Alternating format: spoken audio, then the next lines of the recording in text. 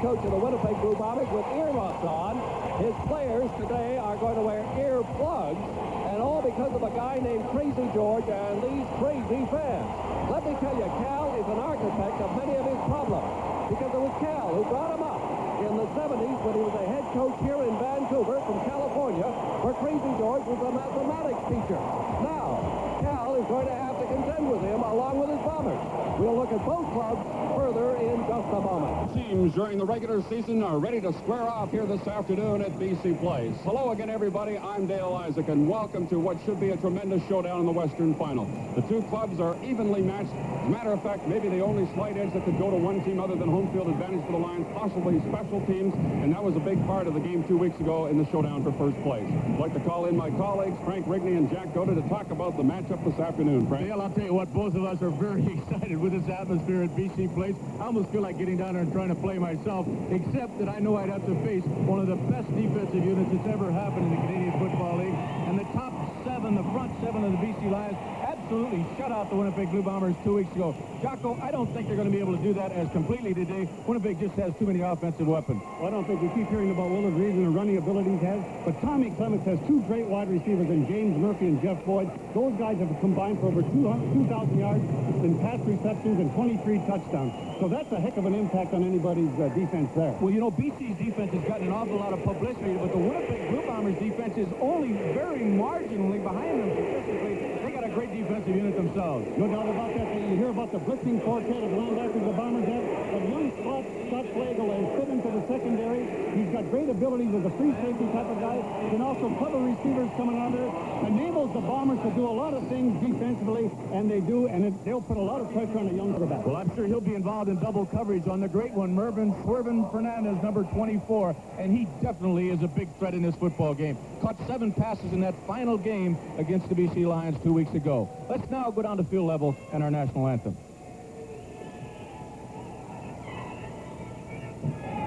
Bagley has it teed up. There's the return man, Willard Reeves and Sean Kehoe, and we're just about set to kick this one off. In the East, they're tied at 8 going into overtime in Toronto.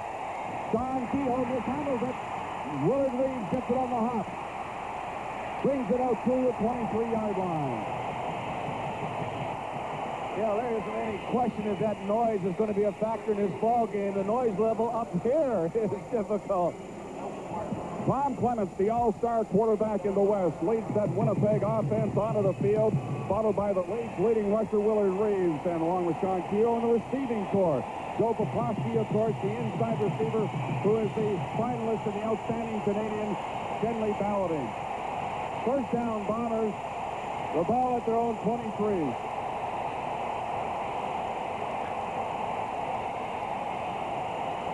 Clements going deep for Boyd.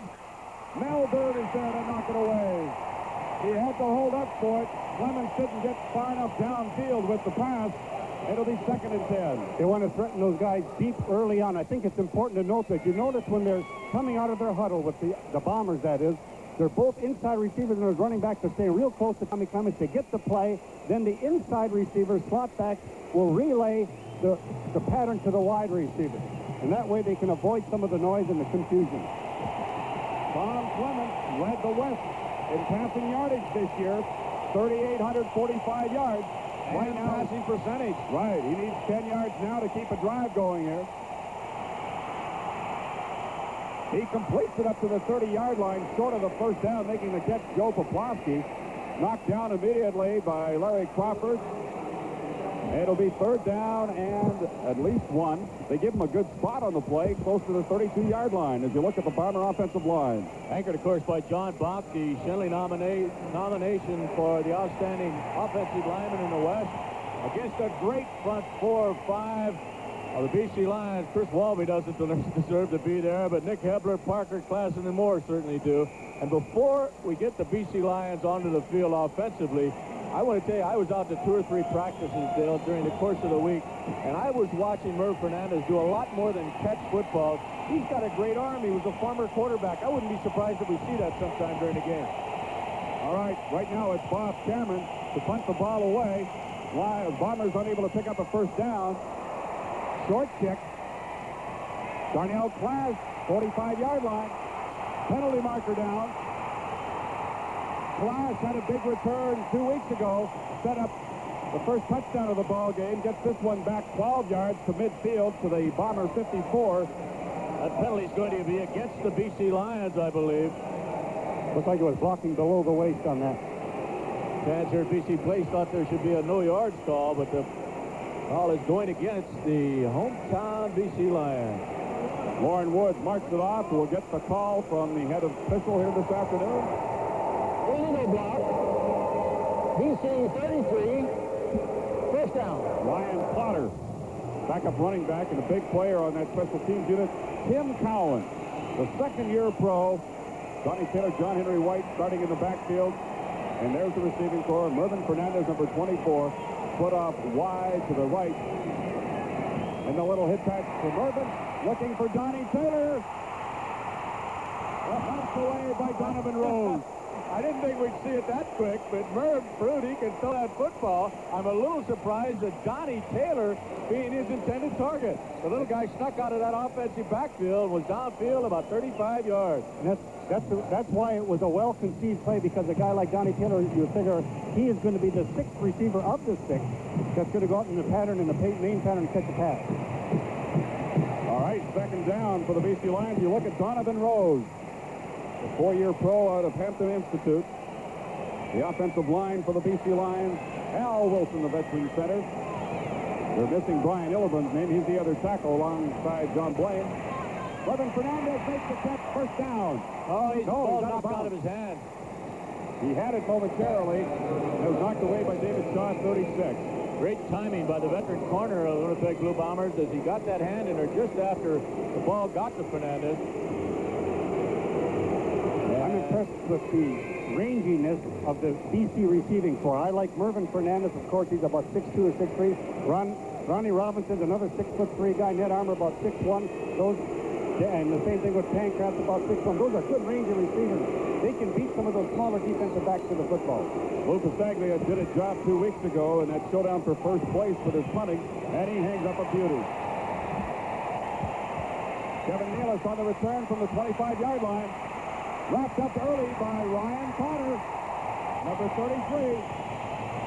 And the Bombers will have the ball back at their own 25. 51-yard punt, no return. We're scoreless here at BC Place.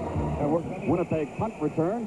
Dennis David, of course, is a backup here this afternoon along the offensive line. In the game 2 weeks ago, he started ahead of Gerald Roper, but now he's returned to a backup role as Roper is now back in as the starting left guard. You see the stats on Javen as he heads to the bench. The Bombers have the football for the second time.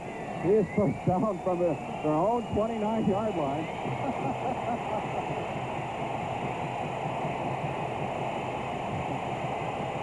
And once again, the noise starts. We just had Tom Clements hung in effigy right next to our booth. Willard Reed takes the screen, quick up. 30-yard line by Glenn Jackson, the veteran linebacker. Reeves will pick up close to 3 yards. Willard Reeves only carried the ball 12 times in that game, Jocko, 2 weeks ago. I think everybody was surprised with that. I think they, because of the way they blitz, the way they come on, they really shut down those running lanes. I think that they got to establish the passing game a little bit. Then you'll see that running lanes open up for Willard Reeves. But that's going to take some doing. All right, it's second down and about 7 for the Bombers at their own 31. Good protection for Clements. Rick House has it, steps out of bounds at the 40. He's got a first down. Mel Bird covering on the play. And Rick House picks up the first down for Winnipeg.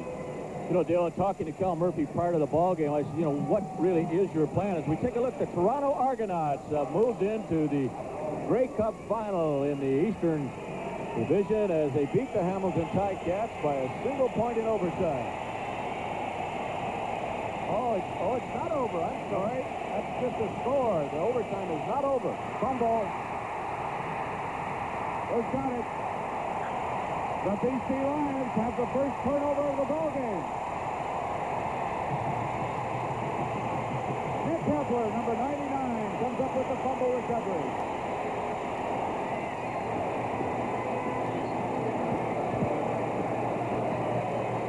A couple of injured BC Lions on the play as 2 or 3 of them had a shot at that loose football. Here it is again. It looked like the pitch from Tom Clements was right to Willard Reeves. He just let the ball hit his shoulder pad. Parker had a good shot at recovering, but it was Nick Hebler who finally got that football for the BC Lions, and they take over inside the 35-yard line of the Winnipeg Blue Bombers. It looked like he's a receiver coming out of the backfield, and when he's catching that pitch out, he didn't really concentrate on the ball. He's kind of looking where he was going to run. Kevin Konar is back on his feet. The defense heads off the field. The BC Lions will try to take advantage now of the first turnover of this ball game. You see David, number 67, he was injured earlier. Tell me, gentlemen, are you surprised that Winnipeg has not taken any timeouts with this crowd noise? Instead, their plan seems to be just let's go ahead and try to ignore it. No, because if you take a timeout, the next time they come up on the ball, the noise isn't going to be that greater. No, I think that they're good coming out on quick counts and do what you have in mind from your huddle. Same philosophy they had 2 weeks ago. Tim Cowan down the middle. It's picked off by Frank Robinson. Robinson gives it off to Donovan Rose. It looked like a forward lateral. Yeah, that lateral was forward. They're going to have to go back to the 22-yard line, but I'm sure that interception will stand. First turnover of this ball game. Second. First interception, sure. You're right. Hebler just got a fumble recovery. That's his long memory, eh? Good pressure by Brown. Aaron Brown coming up the middle there, number 52. Robinson steps in there and picks it off. Trying to make a little point. You've been watching these teams work out the last couple of days also, and it looked like BC wanted to throw the ball down the middle because of the heavy blitzing that they do with their inside backers last week, the Bombers.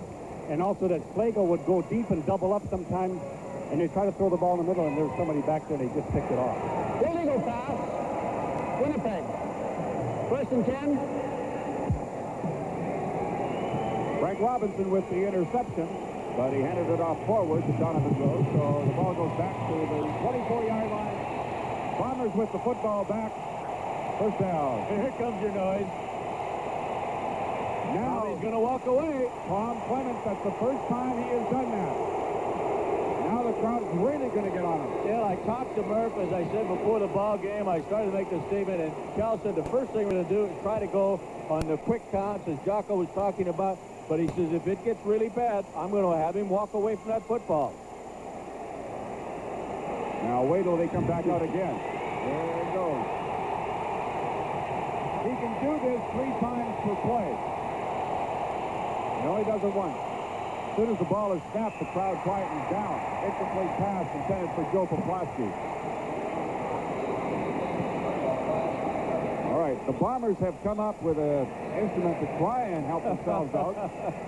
Looks like a filling for a tooth, doesn't it, Jocko? I think one thing that's interesting to note on that, because Cal Murphy showed me this prior to the ballgame, look where the ear protection is made. Right here in White Rock, BC.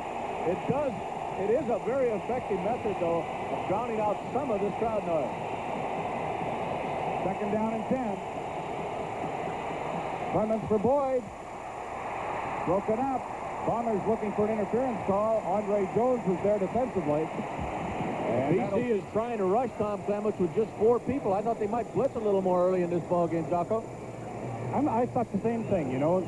I think they feel this way. If they can get the pressure they want out of that front 4, then they're really in good shape. Then they can double up some on those great wide receivers we were talking about earlier in the show. So it's just going to be interesting. There are so many interesting facets of this game. We just have to watch a lot of this stuff unfold. The noise factor is something, but I think that they've worked on that and have controlled that somewhat. Bob Cameron in for his second punt of this first quarter. Moving up quickly, Darnell Clash from his own 53. Pushed away and gets down to about the Bomber 48-yard line. So the BC Lions will have great field position when we come back. We're scoreless here in the first quarter, and we'll return right after this. Peggy Lou is passing through to do a rush.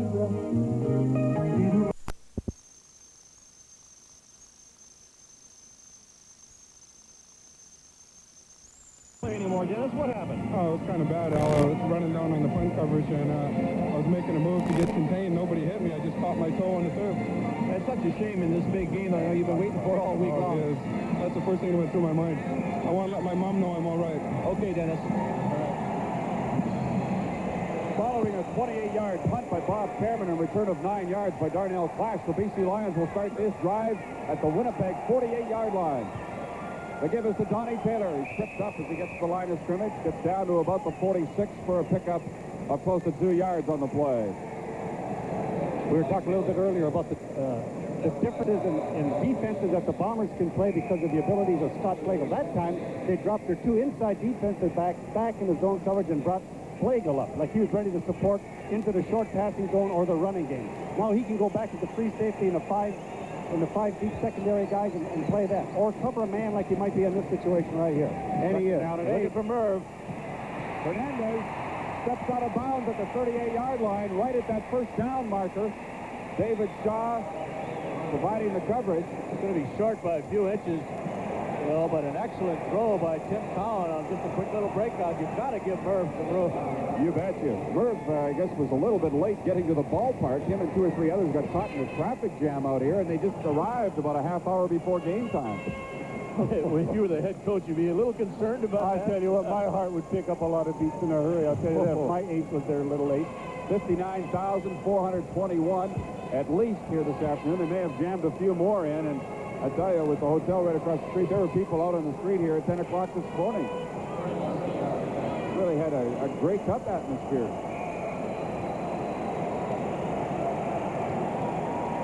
Head coach Don Matthews with his back to the camera, looking at his young quarterback Tim Cowan. It's 3rd down and inches for the Lions. Cowan usually keeps them this time. He has the first down. Just to update you, in Toronto, it's still 9-8 for the Argonauts in overtime, and apparently Rocky DiPietro had scored a touchdown with Smalls back on a legal procedure. Oh. And the Hamilton Tiger Cats don't come by touchdowns easily these days. No, they haven't had one in quarters and quarters of ball game. Apparently a minute and 39 seconds left to play in that Eastern contest. First down, Lions. 7.5 minutes remaining here in the first quarter. The ball at the Winnipeg 36-yard line. No score. Fernandez. And Donovan Rose set off the block and got a piece of Fernandez, and that was enough to slow him up, and help came from the rest of the defense with Ken Haley and Frank Robinson. Still another quick update from the East. Hamilton has now put it in the end zone on a pass from Dieter Brock to Ron Johnson and have gone ahead in that football game. This one did not have a penalty attached to it, so the Ticats are leading the Toronto Argonauts with just about a minute left. What an incredible story. Oh. Second down for the Lions, but 11 yards to go. Fernandez lost one. Cowan was hit from behind just as he released the football, and it didn't get anywhere close to the receiver, so that'll bring up 3rd down. Watch the pressure come from the top of the screen. Well, I'll tell you, it comes from all over, Dale, because they bring all of their linebackers on this one. We started up right now. You'll see them all coming in there. Number 52, Aaron Brown, was picked up by Glenn Leonhardt up the middle there, but somebody had to break loose. Frank Robinson from the back.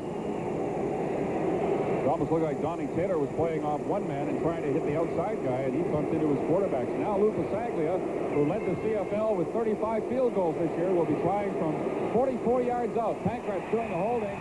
Flags are down. The kick is good.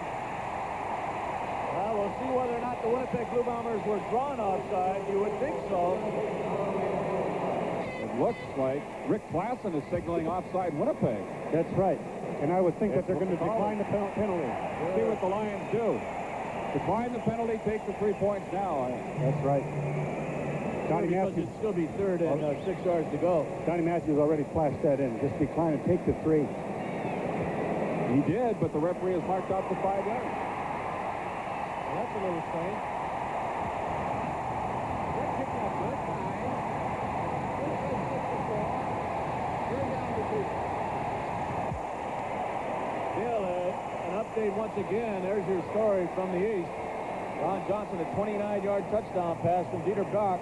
2-point conversion failed, so with just over a minute left, the Hamilton Ticats are ahead 14-9. That time is left in the first half of the overtime, not the final half. And this time, Lou Pasaglia misses it from 39 yards. But they'll get a single point out of it. I don't understand There's a strange call there. Ron Johnson with 29-yard touchdown pass. 2-point conversion failed. It's 14-9 Hamilton in the first overtime half at CNA Stadium. Now it's 1-0 for the Lions here. Jocko, what happened? Why did they re-kick that football? The very fact that the whistle had blown before the kick, and as a result of it, the play was dead. They had to take the 5-yard penalty and kick it again. And of course, the second time he kicked it, he missed it and went for a single. It's 1-0 BC. Bombers with the ball at their own 35.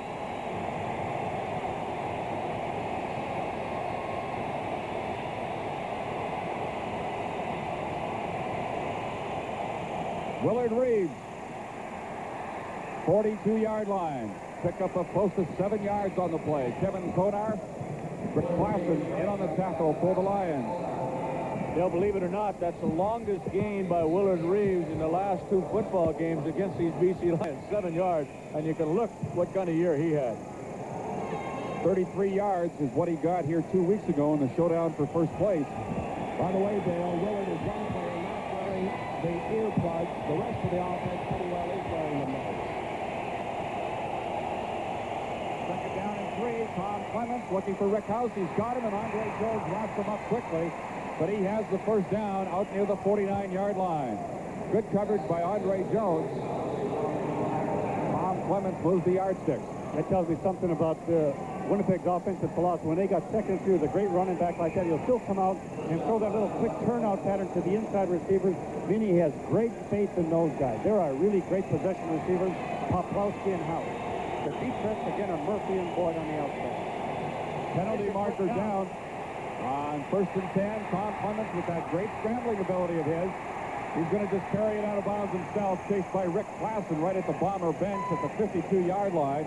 A gain of 3. Penalty marker thrown right at the line of scrimmage.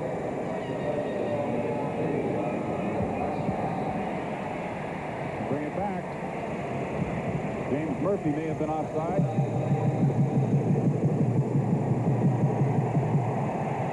Straight Western final here at BC Place between the Winnipeg Blue Bombers and the BC Lions. 39-21 the score last year in favor of the Lions.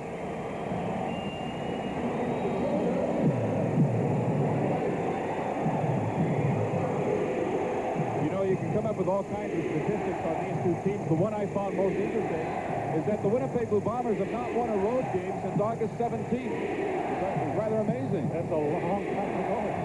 Well, actually, they played under 500 football on the road during the course of the year, but they won them all at home. 1st and 15, and Boyd is wide open.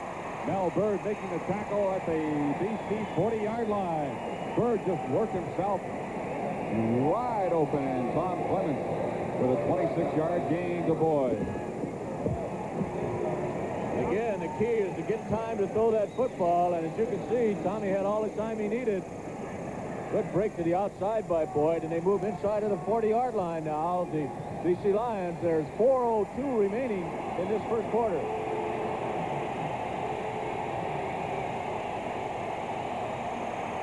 And in the middle, Rick House. And Andre Jones again there to make the tackle, and he's very close to a first down. I think he's got it at the 28-yard line. Rick House again with the reception for the Bombers.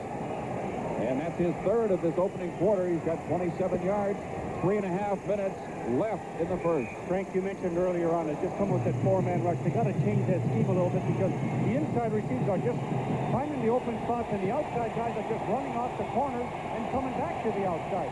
A good offensive plan against the 4-man rush. Here they come. Here they come. There you go. Oh, the ball was almost jarred loose by Andre Jones. Clements did a job just to hang on to it. That's the first time they really came on, and they had great success. You see it often. Outstanding, Jocko. They brought Andre Jones from the weak side. Take a look at him right there. And Rick House does not stay in there and help his quarterback pick him up. Watch number 32 from the bottom of your screen. House has to take the inside man, and there's absolutely nobody there for Jones. And you're right, Neil. An excellent job by Tommy just holding on to the football. Draw play to Willard Reeves. He gets to the 25-yard line. He'd be 6 yards short of the first down. That was 2nd and long for the Bombers, and we'll see the field goal unit come in. And Clements will head to the bench as Bob Cameron comes on, and Trevor Kenner will do the kicking. Cameron, the holder. 2:26 remaining in the first quarter. Bombers will try to go in front here of this field goal attempt. The Argos, on a missed field goal by Hank Olisic, got a single point, so it's now 14-10 in Toronto. They're in overtime. field goal attempt from Trevor Kennard. It is good, and the Winnipeg Blue Bombers go in front of the BC Lions. 3-1. 10 remaining in the opening quarter. The teams split their regular season meetings. Winnipeg winning 25-3 in July, and then the Lions coming back and winning 20-3 here just a little over 2 weeks ago.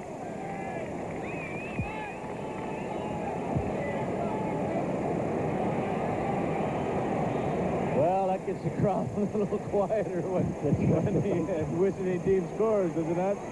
They really made a good offensive drive there. They did a couple of different things, and on the last call, I thought it was a pretty good call. You knew that it was a throwing situation. It was like second and about 22 or 23 yards, and he comes up and he runs a draw play, and a guy like Willard Reed busts that line of scrimmage and almost picked up a first down there. Good field goal position, and 3 points are important on a day like today. Well, again, an update from that Eastern ball game. As Dale told you, Hank Alisic with a 35-yard field goal, we understand he misses it. It goes for a single point. So the Argonauts trail the Hamilton Ticats by 4 points at halftime of the overtime. Here's the kickoff following Kennard's field goal. And on the return from the 20-yard line is Keevan Jenkins, and he's hauled down right at the 31 by Tyrone Jones. An 11-yard return. Jenkins was activated for this game, replacing the linebacker Dave McNeil. And once again, Frank, we've talked about this before. As you look at Cal Murphy, that the Lions are going with 2 imports short in their starting lineup. It's really a luxury that very few people can afford. But actually, Dale, they've got 3 import corners. We're all going to see a lot of action here today. First down as you look at Tim Cowan, the young quarterback who has not lost a game since taking over the starting duties. Here's that little hitch pass to Ned Armour. Caught from behind by Delbert Fowler near the 41-yard line and close to a first down. I'd like to make a little point here that Ned Armour, in my personal opinion, is the most improved receiver in the CFL this year. There's a guy that has great speed, great athletic ability. He's worked really hard. He makes the shorter catches. There was no doubt that he has the great speed, maybe the fastest guy in the league, to get deep and make the catch. But he has to catch those possession-type receptions and then make the run after making that catch. He's shown that right now.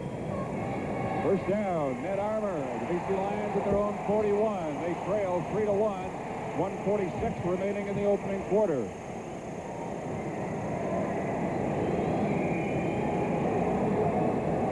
Two teams battling for the right to represent the West in next Sunday's Grey Cup game in Edmonton. What a battle they have in the East today. They're in overtime with Hamilton leading Toronto by 4 points. Cowan trying to hit John Henry White. May have been knocked off stride a little bit by Tyrone Jones, who was rushing. James Parker, Rick Klassen, the rest of that BC defense, and what a good one it is. Gave up the fewest points in the CFL this year. You can see him clearing downfield with Murph Fernandez, and I guarantee he's going to draw a crowd wherever he goes. Murph Fernandez has not caught a touchdown pass against the Bombers this year, although he has 12 receptions. Here comes Jones. Cowan has to step up, and the middle opens up for him. Cowan has the first down as he dives out to the 53-yard line. 12-yard gain for the BC Lions. Mike Jones is sacked, designated sack man for the Winnipeg Blue Bombers. Comes up the middle, tries to go up and over the offensive line, but watch the job that Cowan does of avoiding him, and then there's an open spot down the middle. Tim sees it and takes off for the first down. Right there. Good job of the young quarterback. Quarterbacks will take off running today because there is no tomorrow if you lose. It's a sudden death situation. First down, Cowan putting it up. Fernandez, incomplete.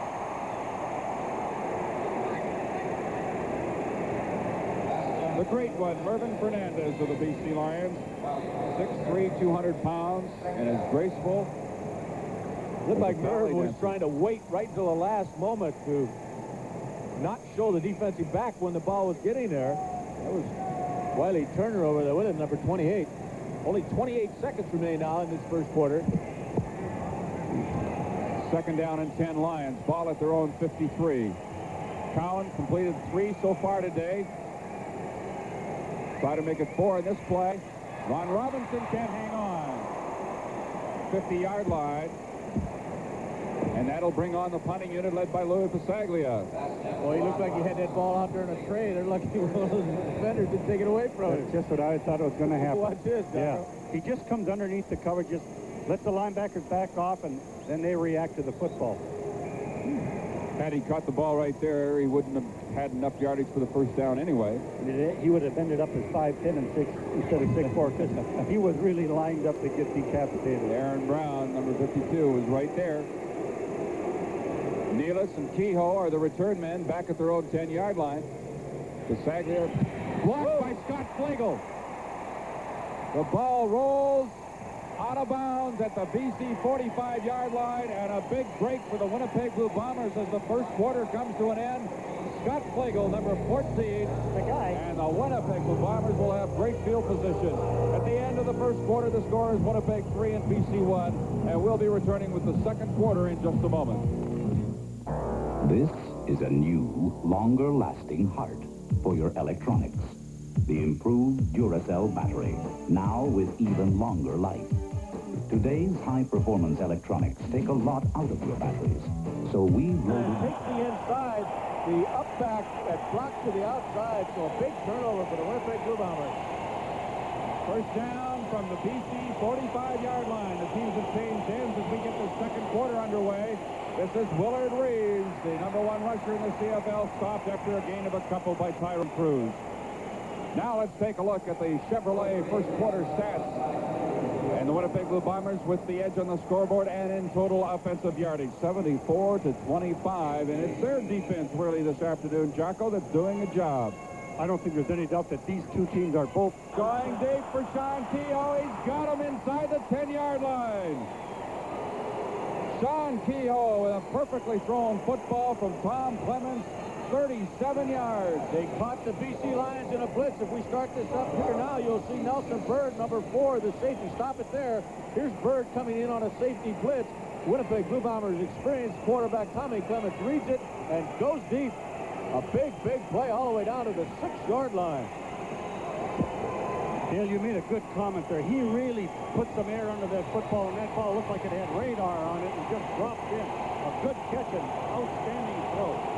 Okay, the Bombers have to battle the noise again now. First and goal from the 6. Deep drop from Clements. Incomplete. Rick House got his hands on it as Tommy had to unload. 2 or 3 offensive receivers all in the same spot, though, Jocko. They obviously were pushed around or running the wrong pattern, miscommunication. You see Konar coming up the middle with a little pressure. I thought Jeff Boyd was coming all the way from the outside, like running a post, and he ran it too flat. He didn't use the depth of the end zone.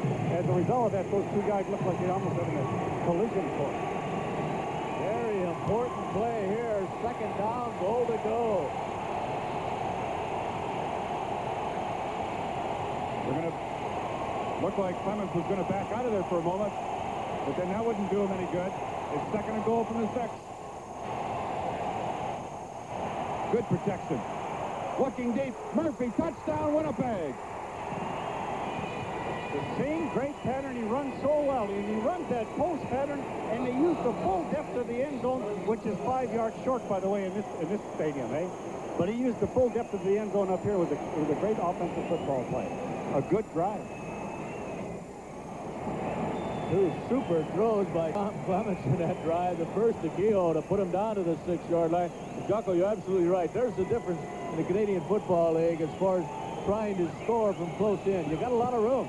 Use it. And if we talked at the top of the show about the impact that those 2 wide receivers have on Winnipeg's total offensive thing. In other words, if Clements is using those guys, then are really tough. So the Winnipeg Blue Bombers increase their lead over the BC Lions. 10-1's the score. We'll be right back. The Advanced Weight Ball Sale, the final audio-video sale of the year with no payment, no interest till February. The big difference from 2 weeks ago is the lack of pressure on Tom Clements, and he's taking advantage of it. Let's go downstairs now to Bill Stevenson. And the man who scored the big touchdown, James Murphy. James, what was the play? What was the call on it? It was an 84 block where I motioned out inside and go against the halfback. However, it was just a broken play, and I just got in the open area, and Tommy put it in there. Well, now, you're not wearing earplugs. Is the crowd bothering you? Not really. Basically, I don't think the wide receivers need them. So I'm okay. Thank you, Bill. Thank you, James. That was T-Van Jenkins with some good effort on the return for the BC Lions. Vernon Paul, number 74, making the tackle. That's the situation right now with 13:09 left, second quarter. Bombers in front by 9 points. You'll recall last year in the Western Final, they jumped into a 14-3 first quarter lead over the BC Lions. BC, of course, came back to win that one, 39-21. Well, now it's young Tim Cowan at the controls from the 26-yard line, 1st and 10 BC. The give is to Donnie Taylor. Out near the 29-yard line, Delbert Fowler, number 72, is in on the tackle. Pick up 3 yards for the Lions. Donnie Taylor starting again this afternoon after 2 fine efforts in the late stages of the regular season. First in Calgary and then that showdown 2 weeks ago against the Bombers. 2nd down and 7.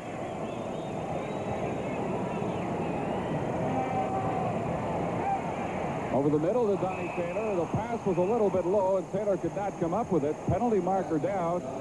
Looks like it'll be waved off. Initial indication holding against the Lions. They were trying to grab Tyrone Jones. He just made it great from the outside on the right. He made it just a good blitz situation. Let's take a look at it, Jocko. Ty Jones, of course, number 35, and he's had just a fantastic year. 22.5 sacks for the Winnipeg Blue Bombers. Sometimes you have to grab a guy like this. Otherwise, lose a quarterback. John Blaine, big number 68, called on it. So with the penalty being refused, Louis will have to kick it away once again. 12:15 now remains in the first half. Watch the BC Lions on the punting team. They're all looking for number 14. Point him out. Where's he coming from? Here he is, because he's coming on fast.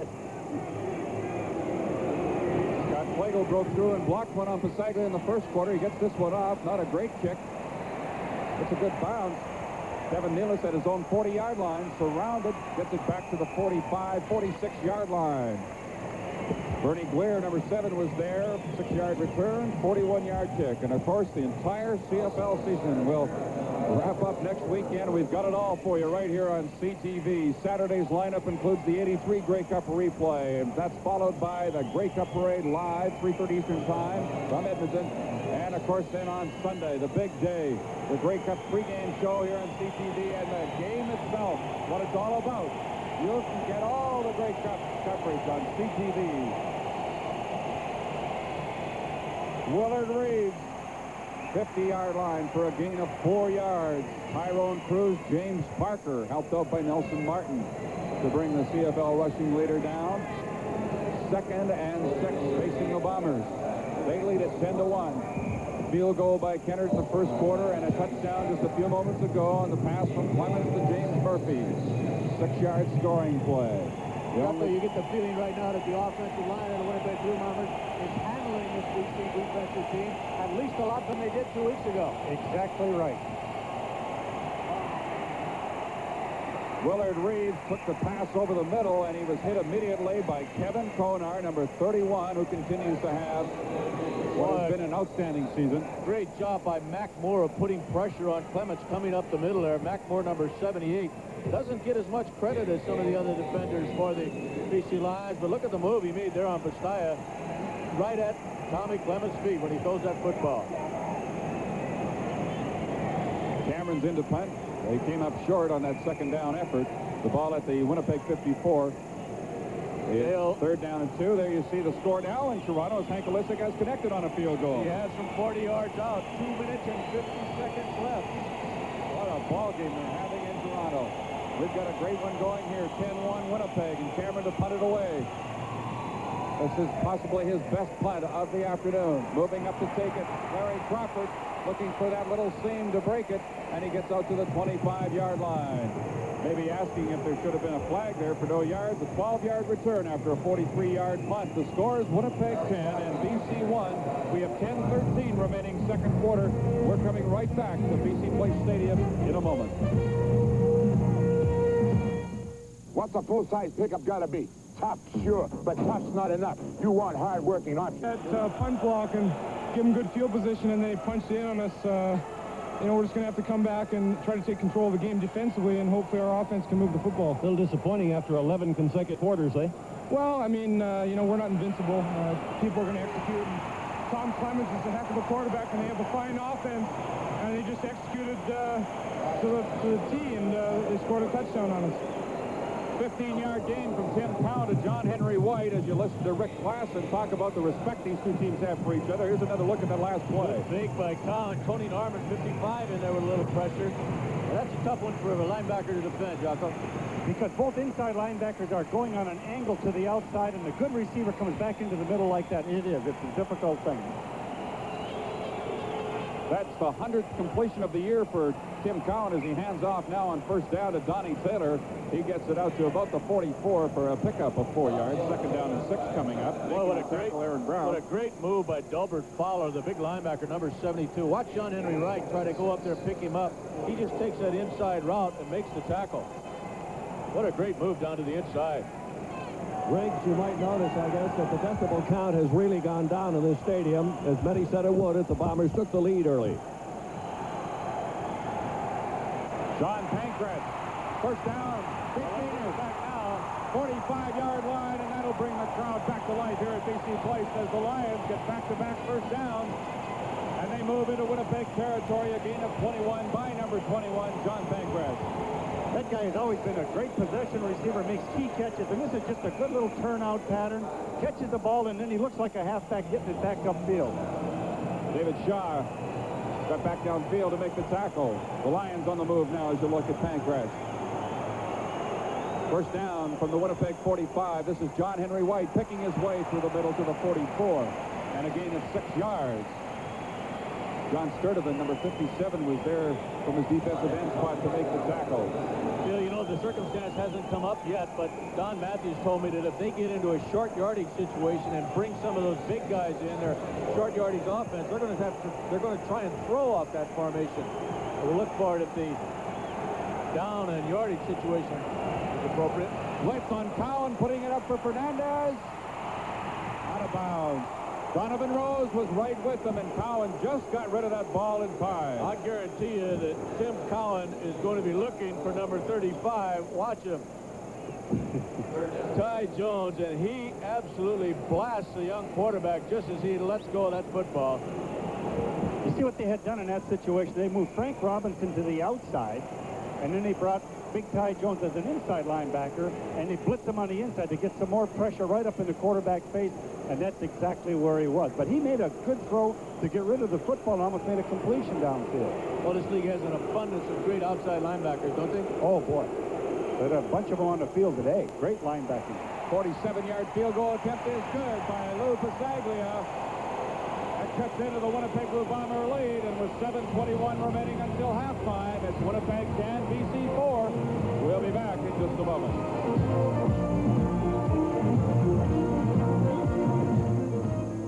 If you come right down to it, I think you could honestly say 7:21 remaining until halftime.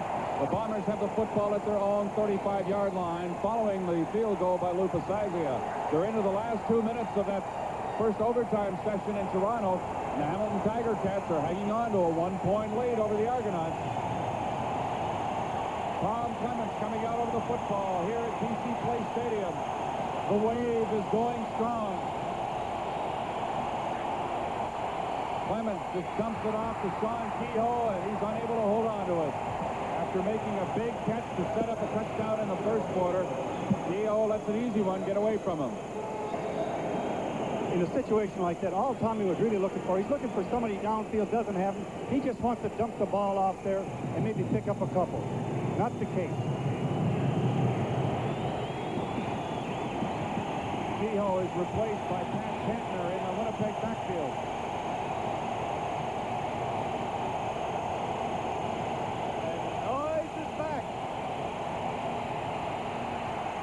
Boyd is wide open.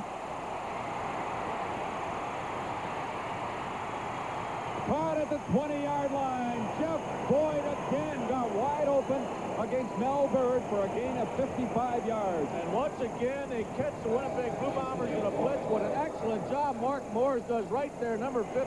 Watch him step back and pick up James Quick Parker. Parker's trying to come up the middle here, and Moores does an excellent job of picking him up. A lot of time for Clemens to throw the football, and an excellent throw of the veteran quarterback once again. When Clemens is hot, he is really tough, and he's having a heck of a day. And again, he's just using those wide receivers just beautifully.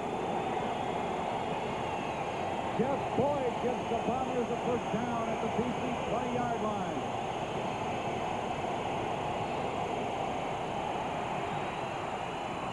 Don Kehoe being chased by Tyrone Cruz, and the big middle linebacker brings him down near the 17-yard line. Pickup of about 3 yards. Not only big, but quick. A lot of backs will be able to run away from a linebacker, but not many of them are going to run away from Cruz.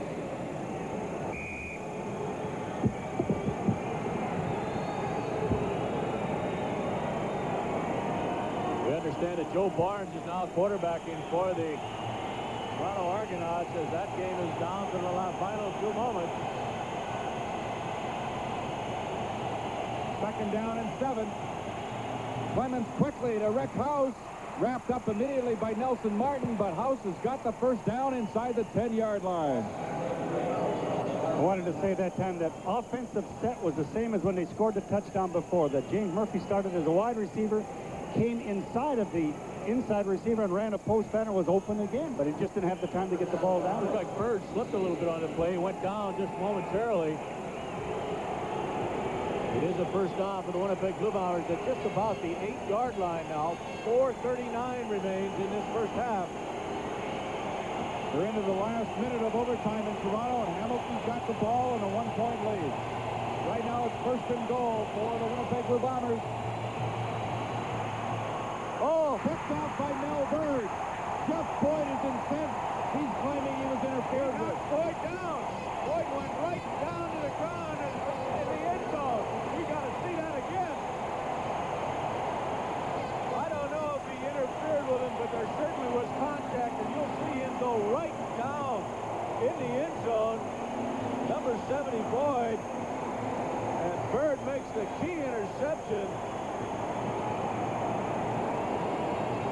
Apparently the Argo drive in the Eastern Division game died on their own 47-yard line. An incompletion on the third down. There's just 41 seconds left now, with Hamilton still holding a 1-point lead. It looks like the Hamilton Ticats will represent the East in Edmonton on CTV on the Grey Cup next Sunday. That would be Dieter Brock's first Grey Cup appearance. Here's Cowan going deep for Fernandez. Knocked away beautifully by Donovan Rose. Back to that play in the end zone just a moment ago on the great intercept there. But it looked like the receiver, Boyd, just ran down there, turned inside, and looked like there was no real great collision and no really pass interference, I don't think.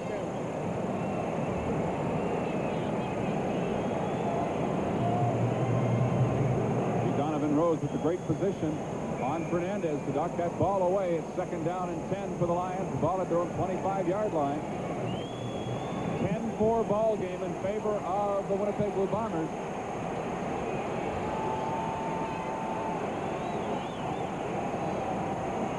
Big pressure on Tim Cowan, and he never had a chance as Tyrone Jones, number 35, was there to hurry. Whoa, when that guy comes, is he quick? He is. Ty Quick Jones. I've talked about this many times during the year. There are certain guys that can blitz, and there are other linebackers that can't blitz. It's just like certain running backs can run inside and certain can't. They moved him to a third different linebacker position that time, and he came on like a bullet, and he really creates havoc. 22.5 quarterback sacks over the course of the year, so Ty Jones is certainly not doing anything unusual. He always puts pressure on him. And it hurts besides, you know what I mean? Other than upsetting the play, it hurts. Casaglia is in the punt from deep in his own zone, and he gets a good one off. Beautiful. Sails this one back to Kevin Nealis at his own 37-yard line. And he runs right into Bernie Blair at the 43. A late hit will go against the Lions. 57-yard punt and a return of 6 yards, but somebody came in late. T-Van Jenkins, I believe, came in late on that play, made the hit. A late hit. Bernie Blair had him all wrapped up and tackled. Watch this.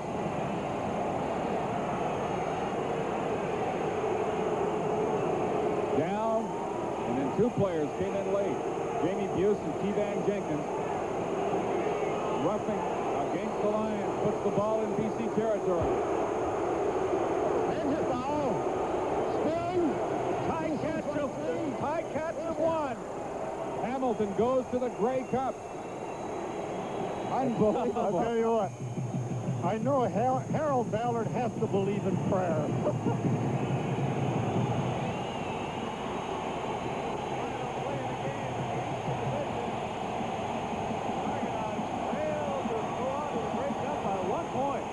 Willard Reeves as we get back to the live action here in Vancouver. He gets inside the 50-yard line to about the 49 for a pickup of 3 yards. Tackled on the play by Nick Ebler. And we have 2:53 left in the first half here. You see that Tiger Cats coach Al Bruno happy as they upsets Toronto. We're coming right back to BC Place Stadium until halftime here in Vancouver. The Bombers leading the Lions by 6 points. Hamilton has defeated Toronto. And just a little over a month ago, they were 3-9-1. Well, 6-9-1 on the year, Dale. They would have been out of the playoffs in the Western Division of the CFL. Look at the pressure. Clemens got away from a big rush. Gets away from Parker. What a job by Tommy Clemens. Joe Poplawski with the kick inside the 45-yard line. Wow. Tommy avoided at least 3 BC Lions on the play. Not the least of which was Quick Parker right at the end. And Joe Poplawski has moved them almost to a first down. They're at the 43-yard line of the Lions, and Tom is signaling to Murphy that they're about a yard short. Watch this move on Quick Parker. Oh, what a beautiful play by Clement. It's third down, and the Winnipeg Blue Bombers will gamble with 2:32 remaining in this first half. It's about a full yard.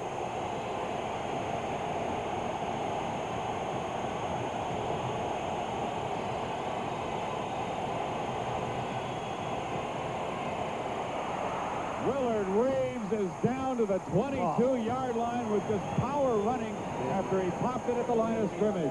They hit it off tackle. That's what I like. Everybody is really coming down inside, and he just hits it off tackle.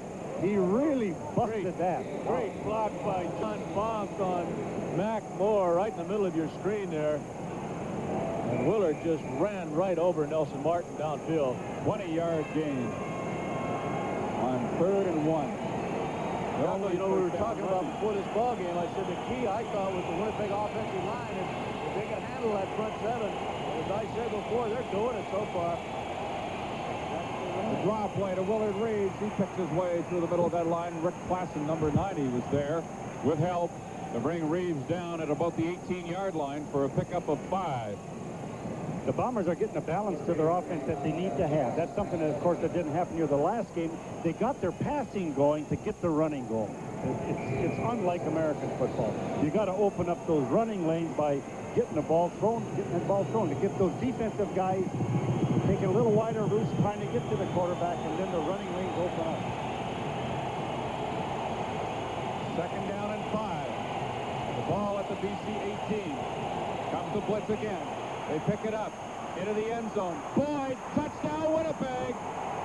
There'll be no noise in this stadium pretty quick, unless it's Winnipeg noise. Clements is uncanny. 18-yard score as Tom Clements this time hits Jeff Boyd. He hit James Murphy earlier in this quarter. He's thrown the deep ball so well that I've said this before, and it looks like it's got radar, and he just drops it in right inside, and the receiver made a good catch, good pattern, culminates in the touchdown. But if we see that again, Jocko, you'll see that he had time to set up, look out there. He had a comfortable position to throw from. There was nobody around him. Keith Gooch was the defender on the play, but clearly Boyd beat him for the major score. 1:43 remains now in this first half, and Winnipeg's opened up a 16-4 lead. Now, with the convert is now 17-4. And Tim Cowan, the young Lion quarterback, discusses strategy now with head coach Don Matthews. You see Roy DeWalt with his back to the camera there in the sweater. DeWalt, of course, going down with that broken collarbone in the Toronto game in the first part of October. Tim Cowan forced into a starting role. And in that role, has not lost the ball game as a starter. But now they have to come from behind in this one. They're down by 13 points. The Bombers will kick off. Well, BC has the kind of offensive football club, Dale, that can come from behind, though. They can explode from anywhere on the field. Again, I mentioned the fact that they were down 14-3 to the Bombers in last year's Western Final. Trevor Kennard with the kickoff. Again, from the 5-yard line, Kevan Jenkins. Jenkins gets it up to the 28-yard line, and some heavy hitting going on down there. You see it, you hear it popping all the way up here. Jones was in on the tackle along with Aaron Brown. You know, a tremendous amount of credit has to be given to the Hamilton coaching staff and organization. Now, to talk about coming from behind. They came from behind, so far behind the last number of weeks, and to win that and go out to the Grey Cup, it's really something. Let's go to Bill Stevenson. Jeff Boyd, the man of the hour. You made a very big catch earlier. Now this touchdown catch, and that has to really put Winnipeg up on top. Well, we came here to win the ball game. BC's tried to intimidate us all week long. Saying that we're Canada's team. We want to prove that we're here to play. We're a Grey Cup contender. Winnipeg fans need a Grey Cup team. We've just had another turnover. Cowan is injured on the play as they came with everybody and they got to him. Looks like Sturdivant made the play. You betcha. The ball came loose. Stan Miklas was the first guy in there. Watch him. He's number 75. He's 75. Come up the middle there. He takes a shot at Cowan, strips that football away from him. And then the Winnipeg Blue Bombers have about 4 more guys in there immediately. This ball game could get out of hand for the BC Lions. At this point, Winnipeg has 247 yards total offense to BC's 66. And a 17-4 lead, and the Bombers threatening to increase that lead right now. Their first down at the BC 19-yard line.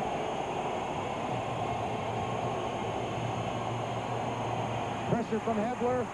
Intercepted. Kevin Konar.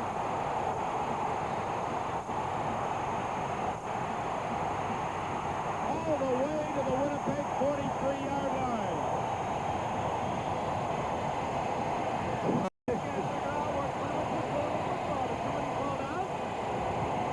Nobody did. It's 2 big interceptions there that have really kept BC Lions in the ball game. Those defenses have come up with a couple big turnovers. Mel Bird had an interception in the end zone, and now this is an even bigger one from Kevin Konar with just over a minute left until halftime. I think he was expecting Willard Reeves to break to the outside, and Willard did not do so. The ball was thrown right to Kevin Konar. Only the second interception of the year for Konar, and it's a biggie. Tim Cowan now. Across the middle to John Pankratz, driven down by Aaron Brown immediately. They'll spot it close to the Winnipeg 40-yard line for a gain of only 4 yards on the play. 1:08 remaining until halftime. Konar getting a whiff of oxygen now. He's taken down heavily by center John Bonk after a 52-yard interception return. What they did on that pattern, he rolled to his left a little bit and came back and threw the ball to his right. He had 3 receivers at different levels there. He had a guy going deep, a guy going 15 yards, and a guy for a 4-yard gain. It's a big play here. Second down and 6 it is from the 40. A little bit of a play action, not much. Roll it by Cowan, looking for Ned Armour. Cannot get to it at the 25. Close coverage there from David Shaw. Again, Cowan a little slow in getting up. A couple of plays ago when he fumbled that football, he took a heck of a shot. Now he's turning and saying something to Tony Norman, number 55, the defensive end of the Bombers. Collins had a bad arm, Dale, a bad bruise on his arm that had swollen up quite a bit. You see Tony Norman decking the young BC quarterback after the ball was thrown. Had huge bandages. Not hurt Cowan in terms of a throwing motion, but he could break that injury back open. It had to have stitches to close it on a couple of occasions. 47-yard field goal attempt by Lou Pasaglia. Flags are down. The whistle again went before the kick was made. So there's no official call on whether or not the kick is good. It'll go against the Bombers, offside. Now it's third down and less than a yard to go. And Collins will sneak the ball. He's done it all year long. Even when Roy DeWalt was the starting quarterback, Collins would come in on the 3rd and short or 2nd and short to sneak the ball. We'll see what distance he's got to go. Well, that could be a very, very expensive penalty for the Winnipeg Blue Bombers. I think you're right. I think offensive defense. yardage offensive unit comes back in. It'll be third down and less than a yard to go from the Winnipeg 35. We have 38 seconds remaining in the second quarter.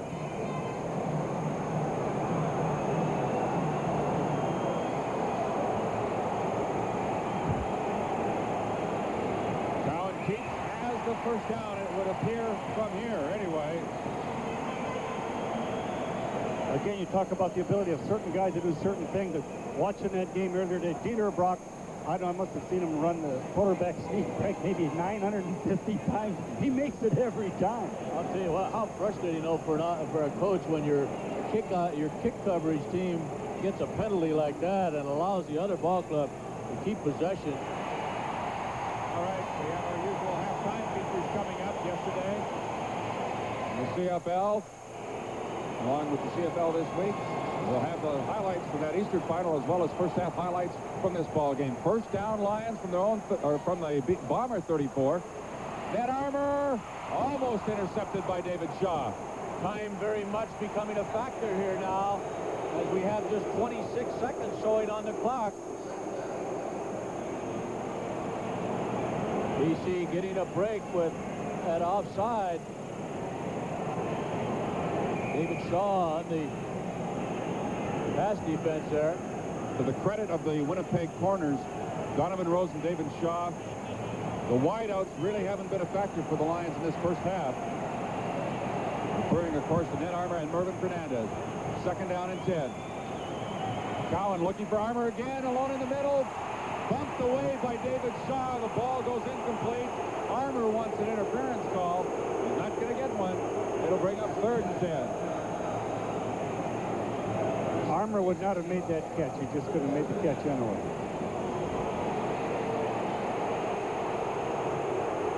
I think Shaw was just right with him. Good defense on the play. I don't think there was any interference. Third down, and Louis right back in. Ball game, hoping to narrow that lead to 10 points now.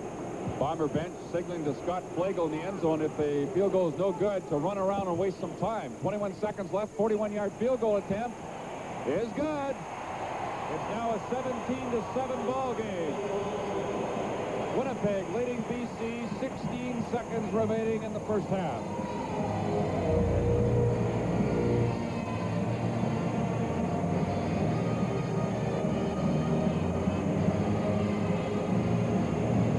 Clubs battling for the right to represent the West in next Sunday's Grey Cup game in Edmonton against the Eastern representative, the Hamilton Tiger Cats. Hamilton winning in overtime against the Argonauts in Toronto, 14-13, and Dieter Brock going to the Grey Cup for the first time in his career. That's really an amazing thing there, you know, and then I bet you the people in Winnipeg are rooting for their Bombers. They would like to see Dieter Brock versus Tommy Clements in the Grey Cup. And we want to remind you that you'll see all the Grey Cup coverage here on CTV, starting with the Grey Cup replay from 1983 on Saturday as Tom Clements just grounds the football. They'll run out the clock here with just 15 seconds remaining. You'll see the Grey Cup parade on Saturday, then on Sunday, the pregame show followed by the big game itself. All of it live on CTV. You know, talking about the Grey Cup, nobody puts on better football deals than the Edmonton Eskimos or the city of Edmonton when it comes to great events like that. So they'll just have a tremendous show. I'm looking forward to going up there next week. And Clements will ground it one more time to bring this first half to a close. The Bombers will head to the locker room with a 10-point lead over the BC Lions. It's Winnipeg 17, the Lions 7. In a moment yesterday in the CFL with Royal Copeland. He personally destroyed the Eskimos, firing 4 touchdown passes and running for one of his own to capture his third Rothman's Offensive Star of the Week honor. The former Notre Dame signal caller had 24 completions in 33 attempts. In the rain in Hamilton, Tiger Cat defensive safety Paul Bennett, number 24, had the satisfaction of scooping up a Montreal fumble and returning it for the touchdown that gave the Tiger Cats a lead they never relinquished. It's been a frustrating season for Bennett, but he came up big to win Defensive Star honors. Bennett's teammate, defensive tackle Mike Walker, number 61, produced 2 quarterback sacks and 4 individual... And we're happy to be here to bring you this Western final, and Trevor Kennard will kick off to get this third quarter underway. He puts it deep to Keevan Jenkins, waiting inside his own 5-yard line.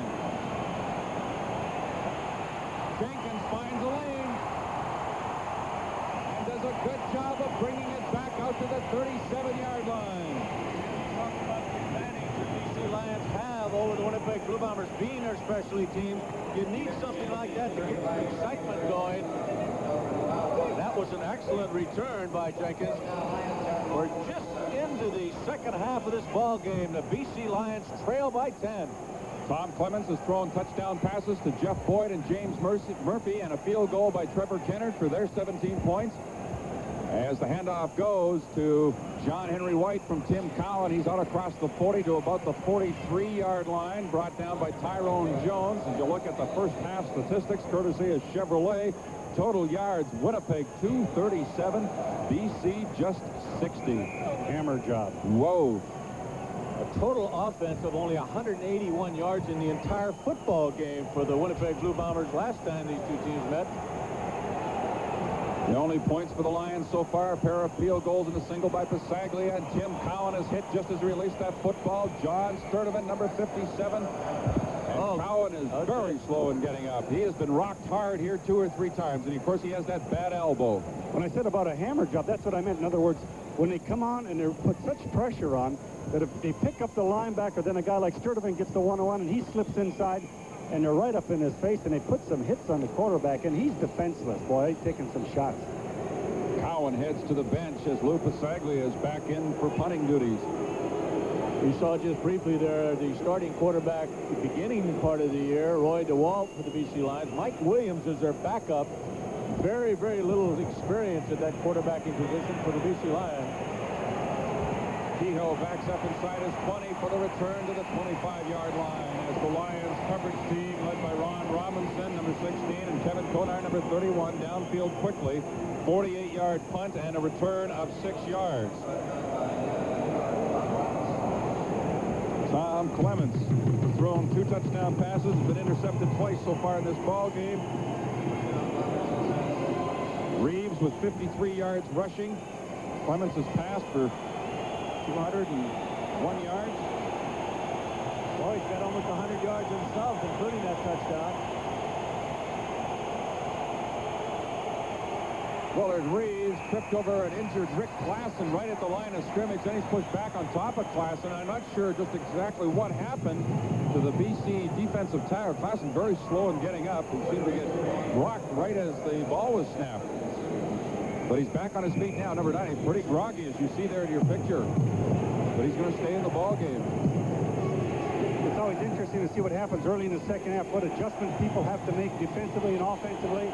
I think BC really has to come on and really pressure these guys on defense. They're certainly capable of it. Second down and 8. Going to be here to bring you this Western final, and Trevor Kennard will kick off to get this third quarter underway. He puts it deep to Kevan Jenkins, waiting inside his own 5-yard line. Jenkins finds a lane and does a good job of bringing it back out to the 37-yard line. Talk about the advantage the BC Lions have over the Winnipeg Blue Bombers being their specialty team. You need something like that to get the excitement going. That was an excellent return by Jenkins. We're just into the second half of this ball game. The BC Lions trail by 10. Tom Clemens has thrown touchdown passes to Jeff Boyd and James Murphy, and a field goal by Trevor Kennard for their 17 points. As the handoff goes to John Henry White from Tim Cowan. He's out across the 40 to about the 43-yard line, brought down by Tyrone Jones. As you look at the first half statistics, courtesy of Chevrolet, total yards, Winnipeg 237, BC just 60. Hammer job. Whoa. A total offense of only 181 yards in the entire football game for the Winnipeg Blue Bombers last time these two teams met. The only points for the Lions so far, a pair of field goals and a single by Pasaglia, and Tim Cowan is hit just as he released that football. John Sturdivant, number 57. And Cowan is very slow in getting up. He has been rocked hard here 2 or 3 times, and of course he has that bad elbow. When I said about a hammer job, that's what I meant. In other words, when they come on and they put such pressure on that if they pick up the linebacker, then a guy like Sturdivant gets the 1-on-1 and he slips inside, and they're right up in his face, and they put some hits on the quarterback, and he's defenseless. Boy, he's taking some shots. Cowan heads to the bench as Lou Pasaglia is back in for punting duties. We saw just briefly there the starting quarterback at the beginning part of the year, Roy DeWalt for the BC Lions. Mike Williams is their backup. Very, very little experience at that quarterbacking position for the BC Lions. Kehoe backs up inside his 20 for the return to the 25-yard line as the Lions coverage team led by Ron Robinson, number 16, and Kevin Konar, number 31, downfield quickly. 48-yard punt and a return of 6 yards. Tom Clements has thrown 2 touchdown passes, been intercepted twice so far in this ball game. Reeves with 53 yards rushing. Clements has passed for 201 yards. Boy, he's got almost 100 yards himself, including that touchdown. Willard Reeves tripped over an injured Rick Klassen right at the line of scrimmage. Then he's pushed back on top of Klassen. I'm not sure just exactly what happened to the BC defensive tackle. Klassen very slow in getting up. He seemed to get rocked right as the ball was snapped. But he's back on his feet now, number 90. Pretty groggy, as you see there in your picture. But he's going to stay in the ball game. It's always interesting to see what happens early in the second half, what adjustments people have to make defensively and offensively. I think BC really has to come on and really pressure these guys on defense, like they're certainly capable of. Second down and 8. Clements looking for Poplawski. He's got him for a first down out at the 37, 38-yard line. You look at Tyrone Jones, the designated pass rusher for the Winnipeg Blue Bombers, and he gets to the quarterback very quick. Dale, one of the things that the Winnipeg Blue Bombers have done really, really well today is keep James Quick Parker out of there. You really haven't heard much from number 40, and that's really unusual. Joe Poplawski, number 71, just caught that first down pass. The Bombers now out at their 38-yard line. They lead by 10. We're in the third quarter. The pitch to Willard Reeves. Willard Reeves fighting for yardage for 5. Let's go to Bill Stevenson with Delbert Fowler. Delbert, I know that you looked at the defense and the fact that the BC Lions, 10 points down, have to come back. Now, what are you hoping to do against them, and what do you think they'll try to do offensively?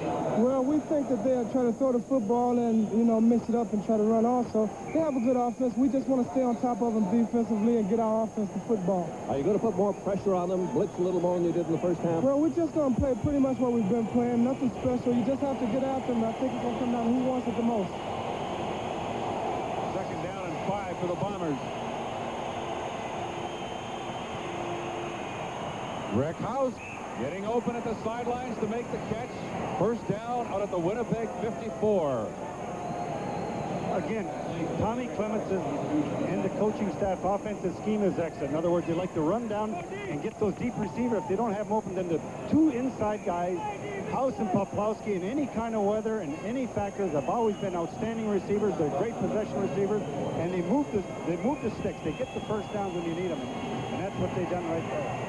Back first down, first by Poplawski, then by House. Now the drop play to Willard Reeves, and Tyrone Cruz and Nelson Martin stop him at the BC 50-yard line, but he has 6 yards. It'll be second down and 4 for the Lions. Well, it's nice when you got a ground game, Jocko, where you can pick up 6 or 7 yards on that first down. You got a couple of options then on second, 3 or 4.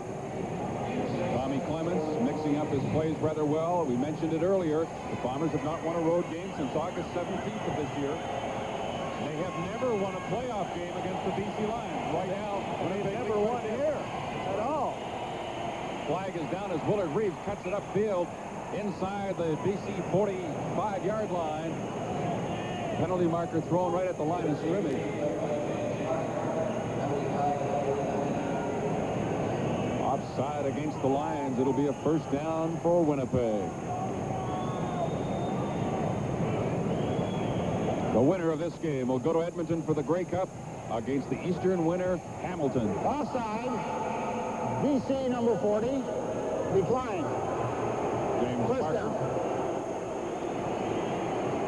Clements has the Bombers on the move now at the BC 44. Their first possession here of the second half. Drop play again. Willard Reeves slipped away from Cruz, got to the 40-yard line. Stopped there. Nelson Martin. Glenn Jackson pick up of close to 5. Dale, you mentioned that Hamilton will be in the Grey Cup Cup next Sunday. It'll be ironic if Winnipeg were to win this game. That will mean a rematch. They last played in the Grey Cup in 1965 against Hamilton Tiger Cats. Al, the last 5 times the Bombers played in the Grey Cup, their opponent was always the Hamilton Tiger Cats. Well, you know about that, Frank. You got that right. It's second down Here and comes from 6. Clemens unloading under pressure. James Murphy makes the great catch for the touchdown. Darnell Clash thought he had an interception. A 40-yard score. Clemens is injured. And I'll tell you why, because Nelson Martin came in there and unloaded on the quarterback just as he released that football. Started up right there. You'll see Martin come in, number 4, totally untouched. Start the picture rolling, and we'll show you where he comes from. Stop it right there. There's Konar coming. Martin is not here yet. It's a delayed rush. There he comes. Stop it there. You'll see the hit that he gets on Clemens. But what an unbelievable catch by Murphy. I think, frankly, he was a little fortunate to catch that football. Look what I got. He reached up there with that left hand. What a spectacular grab. Tommy made such a great throw and getting the ball downfield anyway, and you got a chance. There might be a pass interference call, a great catch or whatever. And this was a great catch. And he just made an offensive reception, really. Take a look at it right here. Yeah, James Murphy's made 2 catches this afternoon, both of them for touchdowns. Look at that one. He just beats Darnell Clash up for the football, just touches it, brings it down like he played some basketball, that guy, I'll guarantee you. Trevor Kennard converts it out of the hold by Bob Cameron, and now the Bombers lead the BC Lions 24-7. We'll have to wait and find out if Clemens can return to action. We'll be back to BC in just a moment. Murphy, who had 70 catches and 12 touchdowns over the course of the year. None more spectacular than this. Look at it. Flash and Andre Jones over there, but the great wide receiver of the Winnipeg Blue Bombers opens up a 24-7 lead over Don Matthews and his BC Lions. Kennard's kickoff. Again, he puts it deep near side. Keevan Jenkins on the return. Robinson got a piece of him. The ball popped loose. Jeff Boyd was there for the Bombers. They signal that they've got the football. As you look at the scoring drive, 85 yards, 8 plays. Clemens effectively working Poplawski and Rickhouse as inside receivers. Then he goes to his outside guy for the big one, 40 yards. Murphy's second touchdown pass of the ball game. Clemens also hit Jeff Boyd with one earlier in the game. So now Tom Clemens has 20 touchdown passes in playoff action to put him 3rd in that category behind Ron Lancaster, Russ Jackson. Ned Armour goes low to take this pass from Jim Cowan, and he ruled incomplete. He trapped it at the 25-yard line. I'll tell you what else he worked effectively, Dale, and that was the clock and Willard Reeves. He took some time off that clock as well. There's 9 minutes now remaining in this 3rd quarter. And this guy, Jim Cowan, has taken a beating out there today. Tom Clemens talking about beatings, took that shot that you showed and described so well. It got him on the ribs. It is a slight rib problem. It's a bit of a bruise, but I think Tommy's going back in. He's throwing the ball now. He's been flexing the muscles in the right arm, but I think he'll be fine. Cowan looking for Fernandez, and he overthrew him out at the 40-yard line, so the BC Lions will have to punt the football away, and the crowd now getting on the home team. The pressure of the Bomber defense has just been outstanding. They have dominated plays, much like the first game when they played in Winnipeg Stadium. They were just so outstanding that particular day, and the same thing now. They're just constant. Everybody's really cranked up and wound tight. Let me break right in here to tell you that Clemens has just finished throwing, and he has said, I don't think I can continue. The ribs are hurting him. He's grimacing every time he throws. Huffnagel has suddenly come in and started to throw. I think Clemens is going out because of sore ribs. Huffnagel will go in the next sequence. And that happened last year. Remember, Clemens got knocked out of the Western Final as Bisaglia booms this one back to near the 15-yard line. Kevin Nealis on the return, stopped right at the 20. So Tom Clemens has been injured, out of the ball game. John Huffnagel will replace him. The Bombers lead it 24-7 with 8:23 remaining in the 3rd quarter, and we'll be right back. Conclusion of this contest right now, James Murphy certainly has to be the consideration for the offensive star, and maybe Tyrone Jones defensively for the Bombers. They lead it 24-7. Want to remind you of all the Grey Cup activity coming up next weekend right here on CTV, starting with Saturday's Breakup replay. Tom Clemens out of the ball game. John Hufnagel has replaced him. Clemens out with rib injuries. Hufnagel going for Murphy. He's got him 30-yard line, very close to a first down, probably about a yard short. Forced out by Darnell Clash, number 1. The man that Murphy beat for the touchdown just a few moments ago. Well, that crowd noise definitely affected John. He almost left John Bonk, his offensive center, too quickly and caused a turnover there. John, a very effective reliever at that quarterback spot for the Bombers. I tell you, Tommy Clemens has really impressed me today, the way he did throw the ball and really complete the deep throws. To Sean Kehoe, his wide receiver, was outstanding. Took the pressure off the offense. Willard Reeves fights for the first down. The ball pops loose. Murphy got there, but the play has been whistled dead. Tyrone Cruz, number 91, got to Willard Reeves first, and he just muscled his way for another yard, enough to pick up the first down. 7:25 remaining third quarter. Poplawski comes back in. Instructions from Cal Murphy. Tyrone Jones, number 35, leading that Bomber defense. They have been ferocious against the young quarterback, Tim Cowan. This ball game's not over by any means. There's still 7 minutes remaining in the third quarter. Hufnagel looking for Boyd. He's got him out at the 45-yard line. They'll spot it just shy of the 45. It's a first down, Winnipeg. Boyd shaken up on the play. Keith Gooch making the tackle. Been a tough, hard-hitting contest, as everyone expected it would be. The Bombers with a lead in first downs, 15-6, as well as on the scoreboard, 24-7. So far, the Bomber defense has shut down the BC Lions just as effectively as it was the other way around 2 weeks ago. In the battle for first place, it's been 12 years since the first place team has not represented the Western Division of the CFL at the Grey Cup. But the Bombers are within 22 minutes of pulling off a major upset. Well, they're fortunate, of course, that they have 2 fine veteran quarterbacks. Dr. Peterson of the Winnipeg Blue Bombers is talking to Tommy Clements now, who's got the ice pack on the ribs. They believe it is just bruised ribs, but that's something that you cannot be sure of course, until they get a chance to x-ray and check tomorrow. However, from the looks of it, the way Tommy's walking around and the pain he is having, I don't think we will see him back in this ball game.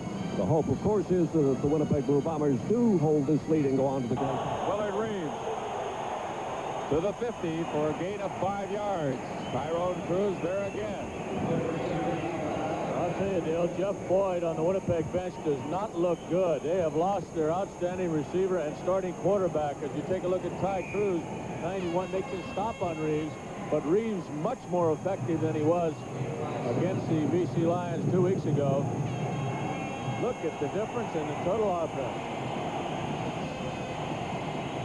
Willard Reeves again, stopped by Nick Hebler, short of the first down. So the Bombers will be looking at third and almost 3 yards to go, and the punting unit gets set to come on. Well, even though they did not continue this drive, they ate up a little time. They picked up about 25 yards, so the Lions will be in difficult field position when they take over. Glenn Jackson down on the play. The veteran linebacker from Simon Fraser, who's had another outstanding year for the BC Lions defensively. All of a sudden, guys are going down one by one.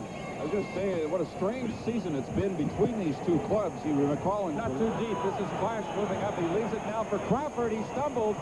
He managed to control the football, and Crawford gets out near the 25-yard line.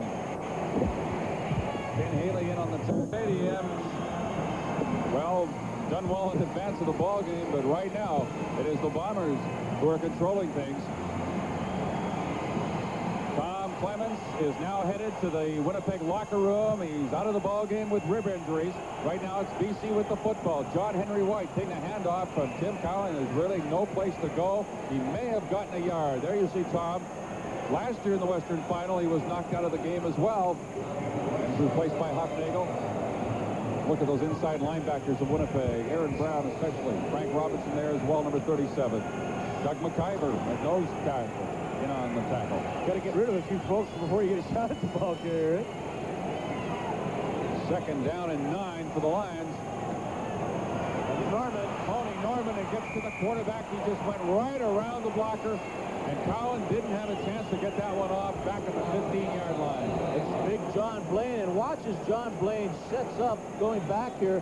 Norman, who has that great speed, only Ty Jones has more sacks than he does, just uses it to go around the outside of him, and Cowan no chance to deliver the football. Big John's got to get out a little wider because Norman has that great quickness. The Lions offense minus 4 yards here in the third quarter. And we have 4.5 minutes left. Lou Pasaglia punting from deep in his own end again. His last kick traveled 61 yards. It's another good one. Gillis at his 44. To the 50, and he's brought down quickly by Ron Robinson, number 16, a 52-yard punt, 7-yard return. Let's go to the BC side of the field with Al McCann. Well, okay, Mervyn Fernandez, a very frustrating day for the wide receiver so far, Merv. I guess we got to give Winnipeg some credit. They've done a pretty good defensive job so far. Yeah, they are. They're playing well. We just have to get our stuff together and start playing like we can.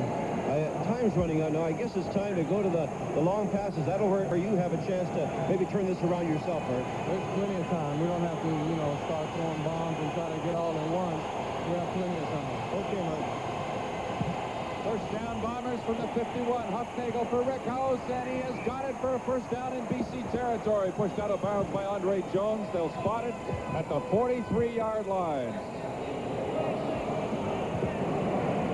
I'll tell you one thing that the Winnipeg Blue Bombers are continuing to do, and that's give great protection. We've got to give a little credit to Chris Walby, number 63, the big offensive right tackle. Watch him working on James Parker.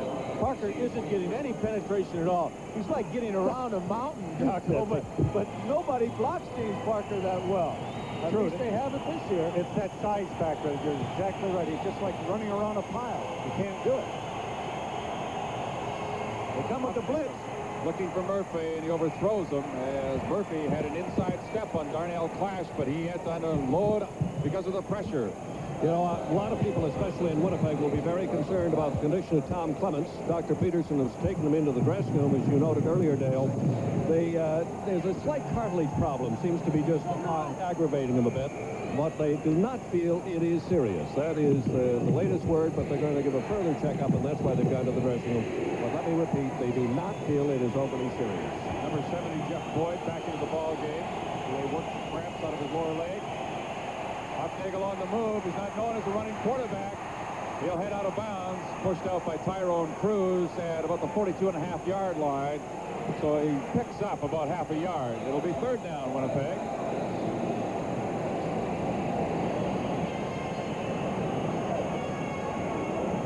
Huffnagel goes to the bench now as the punting unit is set to come on.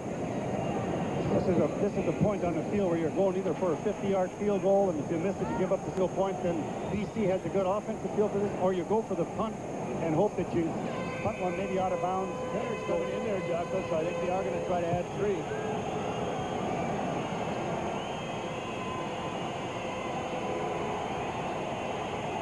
50-yard field goal attempt by Trevor Kenner coming up here with Bob Cameron holding. Got the distance. It is wide to the right. Larry Crawford quickly gets up the single point, and now it's a 25-7 ball game. They've got good offensive field position. Now they got to capitalize on that. They have to do something on this drive. Might be lights out. The little guy hit that one good, though. He had plenty of distance. How about Bernie Ruoff this afternoon? 56-yard field goal in that ball game. Boy, Bernie and the Hamilton defense really did a job in those 2 playoff games in the East. I'll tell you that Bernie Ruoff has just done a magnificent job all season long for the Hamilton Tiger Cats.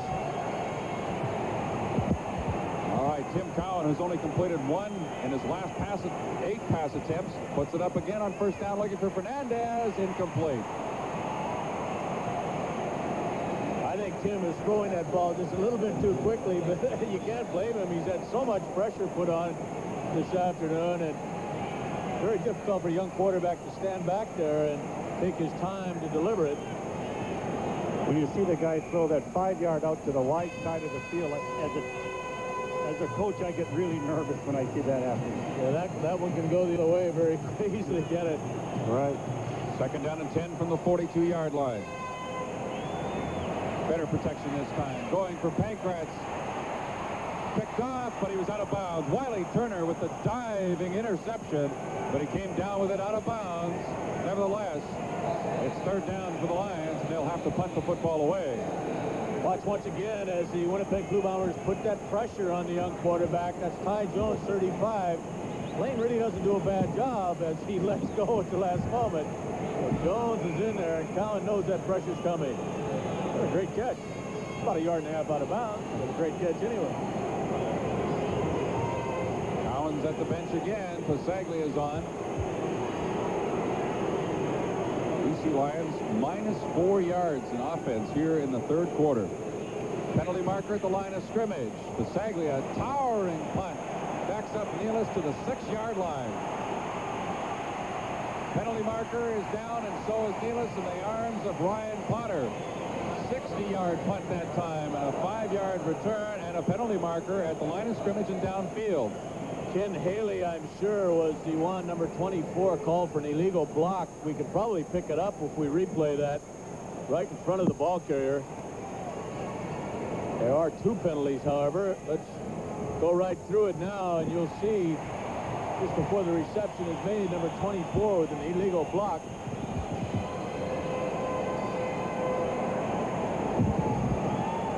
Let's stop it right there. There's Ken Haley, 24. No question he's hitting from the rear.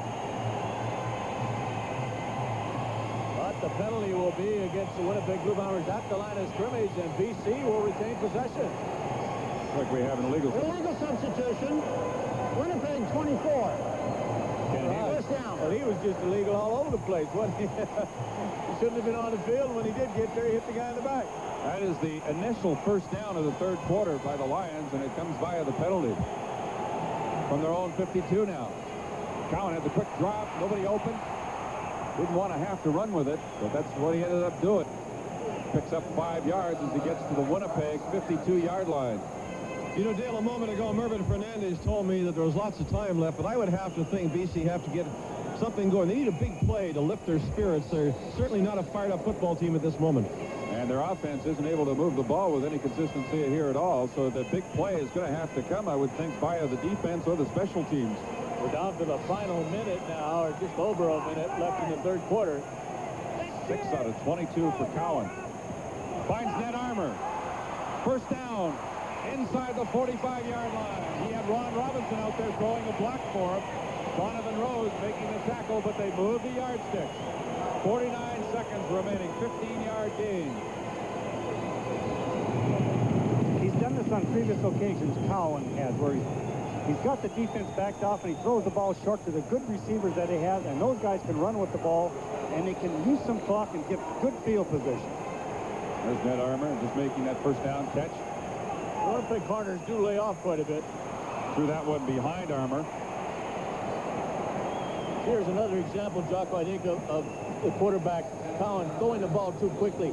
He really didn't need to release it that quick. There wasn't any pressure on that particular play. He's just so used to there having been some, he's dumping it off. Exactly. When I was saying about using the clock, he's going to use minimum use by just throwing that ball short versus the running stuff. So that's what he wants to do, so he can move that ball downfield and try to get some points before the end of the third quarter. Clock is winding down here in the third quarter. 10 seconds left. Second down and 10. Cowan going deep. Ron Robinson coming back to the ball at the 10-yard line. Interference may be called, but against who?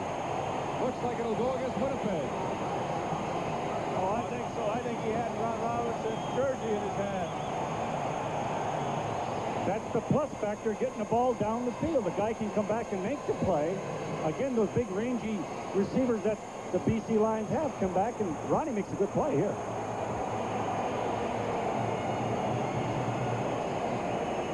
Working against Wiley Turner. Big argument now over who should be called here. He spot the ball at the 9-yard line, the point of the infraction inside the 10, with 1 second left in the third quarter. Ron Robinson taking the catch. Wiley Turner calls the penalty. There you see Lauren Wood, the call it. Just 1 second remaining now in the third quarter. They ran 3 plays off in 24 seconds, you know, so that's why you wanted to get that ball in the air, and you don't take much time to make the drive. Well, they needed a big gain, and they got it. Play action fake by Cowan.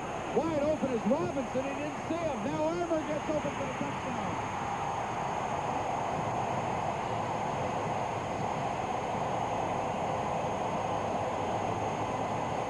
Hang on to your hats. I think we're in for a great fourth quarter. The last play of the third quarter, a 10-yard touchdown. Cowan to Ned Armour. And really, I thought the young quarterback had blown it because Robinson was wide open and he didn't see him. So they got 4 plays off in 26 seconds, and they got a touchdown on that. Throwing short and getting one down deep and then going in here. There's the big scoreboard. North end of BC Place. Another look at the touchdown toss from Cowan to Ned Armour. Great safety. Donnie Taylor gave himself some time to set up. That's the end of the third quarter. Winnipeg Blue Bombers lead the BC Lions 25-14, and we'll have the final 15 minutes in just a moment. Stadium at BC Place for the start of the fourth quarter with Bisaglia kicking off following the touchdown by Ned Armour. Fumbled by Sean Keogh. He got it at the 10-yard line. Keogh finds a bit of a lane and gets it out to the 29. If you recall last year, gentlemen, Winnipeg led 21-18 after 3 quarters of the Western Final. And following that scoring drive by the Lions of 67 yards, it's now a 25-14 game in favor of Winnipeg after Ned Armour got this touchdown pass from Tim Cowan.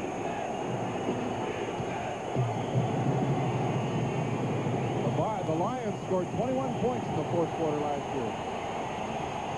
Right now, John Hopnagel, the Winnipeg offense, back on the field. First down from their own 29.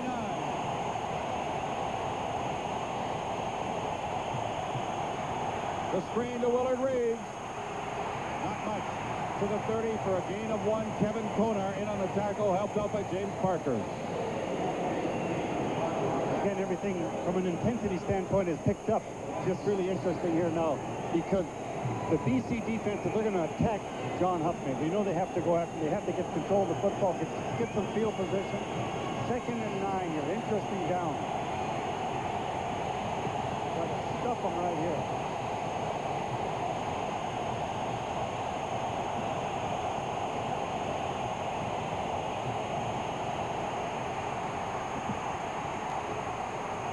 Hopnagel will be close to the first down. Really a good play. John, really good veteran quarterback. Let's take a look at those General Motors stats now. The BC Lions starting to even them up just a little bit, but still a huge edge to the Winnipeg Blue Bombers over the course of the first 3 quarters. 371 yards of total offense versus 126. But a nice drive the last time the BC Lions had the football. On the prior play, when it was 2nd and 9, John pulled it down. He knew exactly how far he had to go to make the first down. He did. 1st and 10, keeping the drive alive.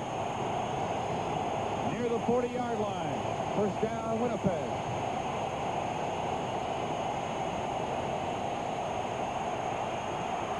Hopnagel had to bring it down. He's looking for Murphy. He's got him. Another sensational catch by James Murphy at the 20-yard line. Again, a plus to Hopnagel. He knew with the defense, he knew they had to throw the ball down the middle of the field. He had the chance that way. There was not a free safety back there to play the deep zone. They were just man covered. 51-yard gain, and watch the catch once more that James Murphy makes against Darnell Clash. One went for a touchdown earlier in the ball game. This one for 51 yards. This one might even be a more critical catch than the last one, Dale. Into the last quarter of the football game, and it looked like the momentum was going back to the BC Lions. That one hurt him. When John looks downfield and he sees the free safety is out of there between the hash marks, then he knows he can throw the ball deep down in there. That's exactly what he did. A great throw and a heck of a catch. First down from the 21-yard line. The give to Willard Reeves, has to bounce outside. Tyrone Cruz with help stops him after a gain of a couple.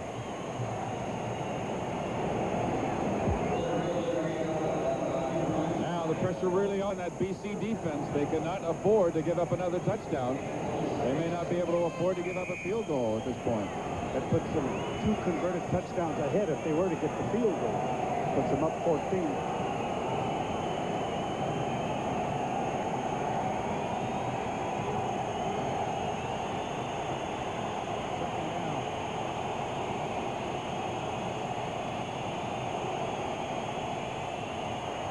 They go under pressure, and he's caught this time by Rick Klassen for a loss. Back to the original line of scrimmage, or maybe even a yard more than that, out to the 22, where it'll be 3rd down and 11. Still an excellent field goal range, however, for the Winnipeg Blue Bombers. 11-16 remains now.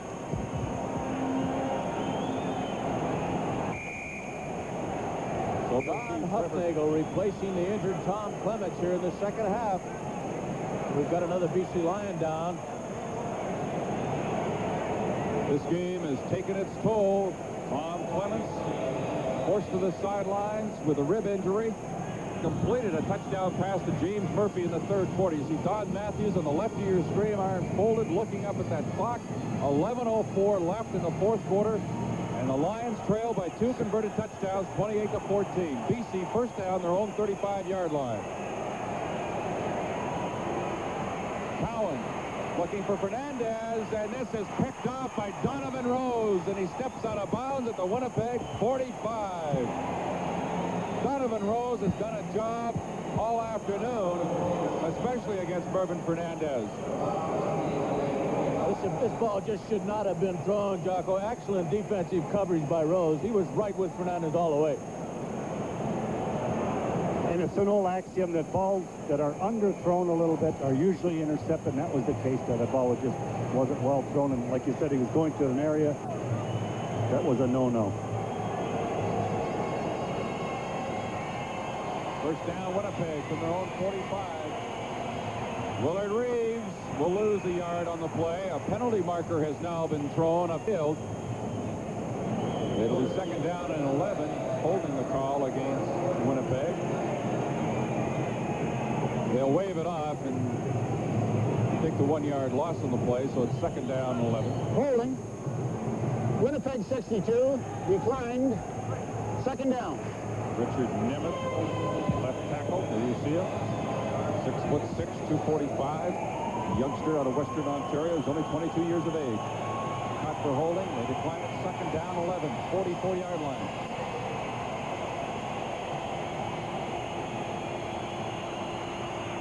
Over the middle to Sean Kehoe, and he's hit and goes down. Kevin Konar put the hit on him, and he goes down at the 53. He'll be, what, a yard and a half short of the first down. Close to 2 yards.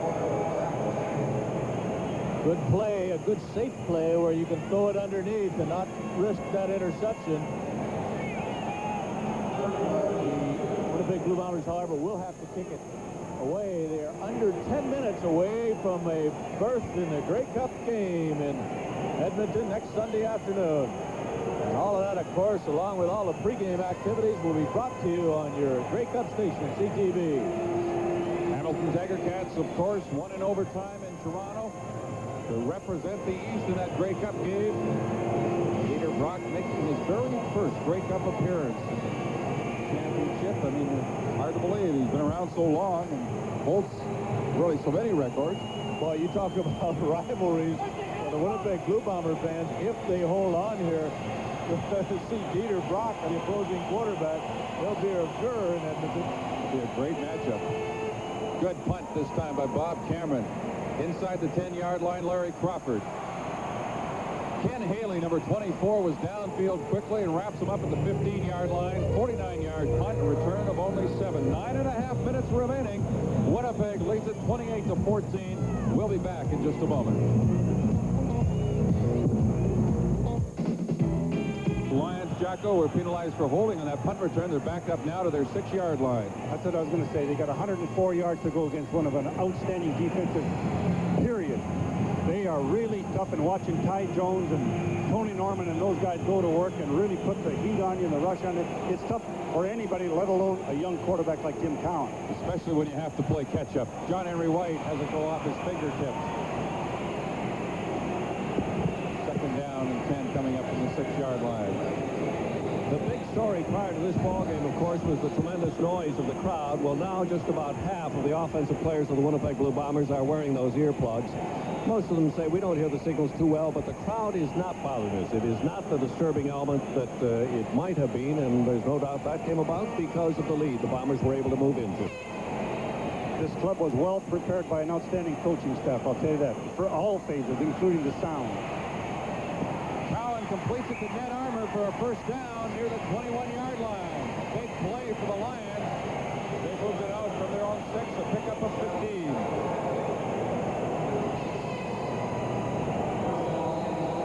Ned Armour this afternoon has a touchdown catch, 4 catches for 50 yards. Mervyn Fernandez on the other side of the field has caught only 2 for a total of 9 yards, or for 7 yards. One was for a loss of 1. Well, I didn't think anybody could bottle him up that well. Here's Fernandez coming inside, and Ken Haley is there to meet him. Gain of 1. Well, Merv unfortunately bobbles this ball just a little bit, gives Haley time to recover, and Haley puts quite a hit on him. See Ron Robinson trying to put a block on Devin Rose out there, but Haley smacks him right at the 22-yard line. Second and 9. They were in his own defense that time. They just read it, the inside defensive backs, and it just came up and really supported it. Wow. Cowan looks more comfortable, Jocko, when he rolls out with that football rather than dropping back. Ron Robinson deep. He's got it at the 45-yard line. Ron Robinson comes through with his second big catch here in the second half.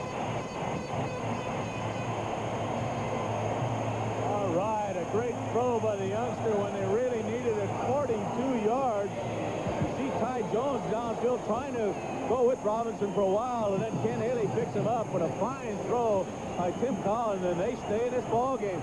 8 minutes remain. The Lions trail by 14.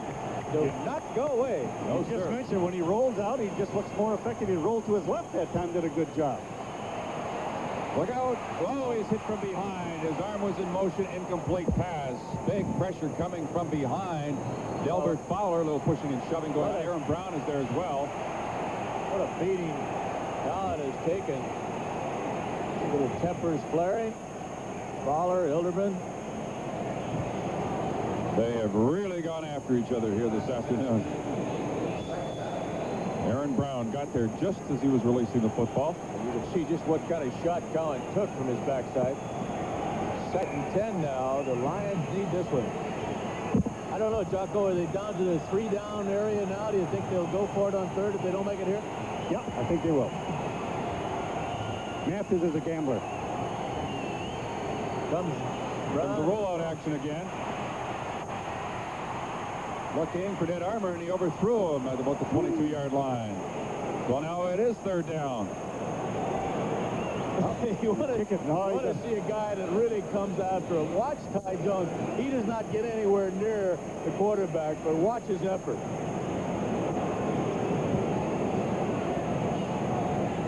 That's what you call sacrificing your body in there. Well, I'm just saying that he usually lines up on the outside. That time he moved inside, and he blitzes from there. As we were talking about when you go on 3-down football, that we're always talking. We've got to pick up 6 or 7 before he makes effort. Not on this point on the field. They've got to kick it away. Play defense, and they got a great defense. Pasaglia looking for somebody to throw to. Just got it away in time, but it's knocked down by Scott Flegel. Good job by Flegel. Play by Flegel. Was it ever? He dropped the ball, and again, did you see Ty Jones? He almost destroyed Pasaglia. So the Bombers will take over the ball at their own 45.5-yard line. They lead it 28-14. We're coming right back. That 20-second clock almost every play now. Putting it up. Throwing it up. Looking for Jeff Boyd working against Keith Gooch, and the Bomber bench just when rushing downfield and looking for an interference call as Hufnagel picks himself back up. There is a penalty flag on the field, Dale. Looks like it's going against the Lions. It was away from the play.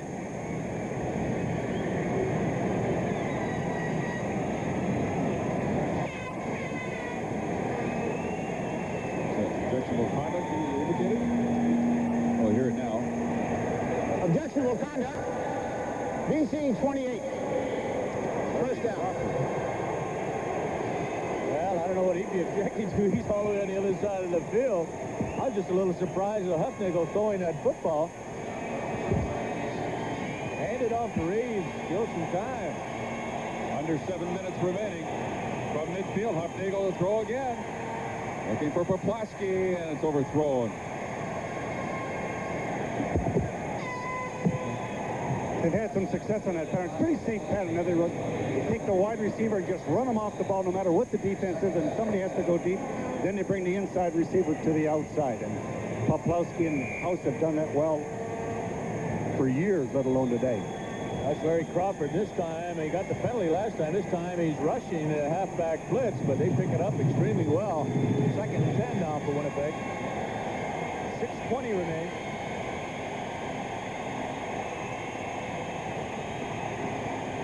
Parker gets to Huffnagel. Back at the 47-yard line. Lions need the ball back. It's third down. The Bombers will be punting. That's why you run the football when you lead by 14 points with 6 minutes remaining. It'll be interesting to see what kind of a rush they put on the punter here. Looks like one return guy, just Darnell flashed back. James Quick Parker, the nominee from the Western Division for the outstanding defensive player in the Canadian Football League. They've done a job on him here today, though. He really hasn't been that noticeable. This Walby, particularly the big right offensive tackle.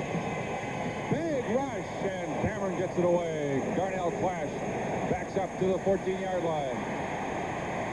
Nowhere to go. Jerome Erdman, number 29, wraps him up and brings him down at about the 10, but he did get up to the 14. A 50-yard punt and a return of only one. 5 minutes, 40 seconds remaining. You see Chris Walby there talking with Mark Moores.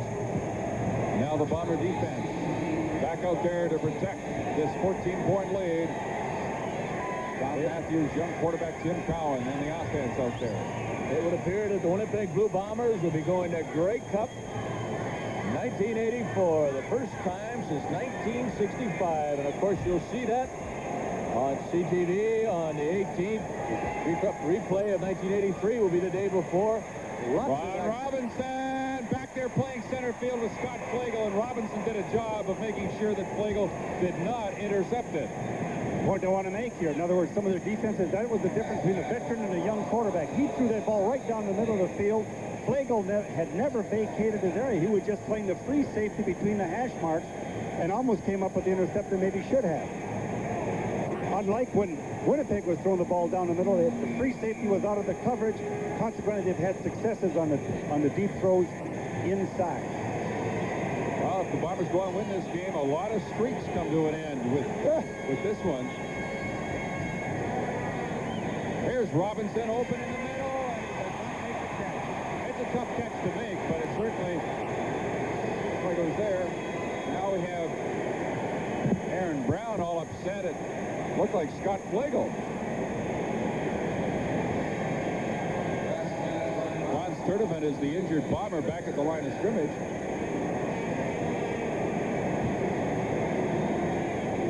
Colin appeared that he was hurt, but I guess it was just disappointment. I think he was complaining that Robinson was so wide open. I think he was making that point. And again, what had happened there, that time Flegel from his middle safety on a 5-deep guy went up into the short flat area as one of the 6 short zone guys, and they were into a 2-deep coverage, and that inside area was open a little bit that time. I mentioned a lot of streaks could come to an end if this score holds and the Bombers win it. It'd be the first time a visiting team has won the Western Final since 1972. It'd be the first time the Bombers ever won in this building. It'd be the first time they've ever beaten the Lions in a playoff game. You never know what's going to happen in the game. That's why we're all here and everybody's watching. Just like the Eastern Final today. Let's go down to Bill Stevenson. He's got Willard Reeves. Willard, this has been a game where the offensive line has been blocking well, and you have been rushing well, but it's really been the passing game that has moved offensively for your Blue Bombers. Well, so far the BC Lions are concentrating on the run attack, and they're not, I guess they don't have respect for our wide receivers, Jeff Boyd and the rest of the guys. So, we just taking advantage of that situation, just going at it. Whenever we want to run, we just go ahead and run. Is it as tough out there as it seems to be physically? It is a physical ball game. It really is. Okay. Thank you, Willard. Third down, 10. The Lions having to punt, and Pasaglia's had to punt from this area of the field on numerous occasions this afternoon, and he sends another beauty. Backs Nealis up inside his own 35-yard line. Nealis is wrapped up at the 43 by Jamie Buse, number 69. A 62-yard punt by Pasaglia and a 9-yard return. I have to say it, whether it's under the dome here or on a windy day or a cool day, I just have great admiration for punt returners. It's just such an important facet of the game up here, and such a thrilling thing. Instead of having the fair catch or kicking in the end zone, taking it out to the 20, the action on the punting and the great athletes that are returning the football in this league really makes it exciting. First down, Bombers from their own 44-yard line. Willard Reeves crosses the 45 to about the 47 for a gain of 3 yards on the play.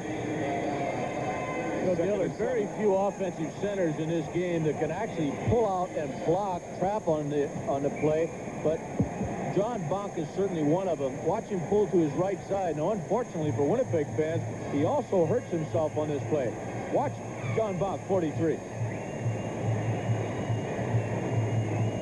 Trying to block to the outside, and Glenn Jackson goes down low on him. It would appear that he probably caught John's right knee on the play. And Paul Palma, number 66, has moved in as the right guard in place of Moore. And Hucknagel says he's getting a little noisy, backs out of there. One thing that I'm hoping, I think every football fan hopes, of course, and the players that are going to be involved in next week's game up at the Grey Cup game in Edmonton, is that all those Hamilton players that were participating today are healthy and able to play in the next game. The same thing, whoever wins this game, you want to see those guys that get there have a chance to play in that classic. Especially Tom Clements. You bet. That's what I was thinking about. Over the middle, a little too high for Sean Kehoe. It'll be third down, and the Bombers will be punting. Sean a little upset with himself. I'm not too sure he didn't think that maybe Kehoe had been a little deeper on the pattern. So we have 3:45 remaining. And the punting unit led by Bob Cameron is back onto the field. Again, one man on the return. That's Larry Crawford for the Lions. They'll rush 11 men.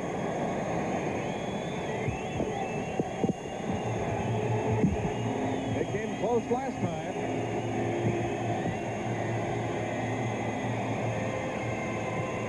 Good blocking up front by the Bombers. This one hangs up there high. Crawford at the 25. That's it back, and John Bonk is there to meet him at the 35-yard line. That's a heck of a thing. Bonk just got nicked a little bit. On a specialty team play, there's a veteran player and coming on making a play. I love that. I don't know if you're aware of it, Jocko, but John Bonk actually leads this whole ball club on tackles on specialty teams. Been around for 13 years, and he's still doing that kind of thing. I love that. That's great. That shows that guy is really a great competitor. I like when I see those starting players playing on a specialty team and making a big play. Mike Williams has now replaced Tim Cowan as the BC quarterback with 3:11 remaining. Williams looking quickly for Fernandez. He's got him 40-yard line. Forced out of bounds at the 43 by David Shaw, number 36. And with 3:05 remaining, the Lions are second down and 2 with the score Winnipeg 28 and BC 14. We'll be back.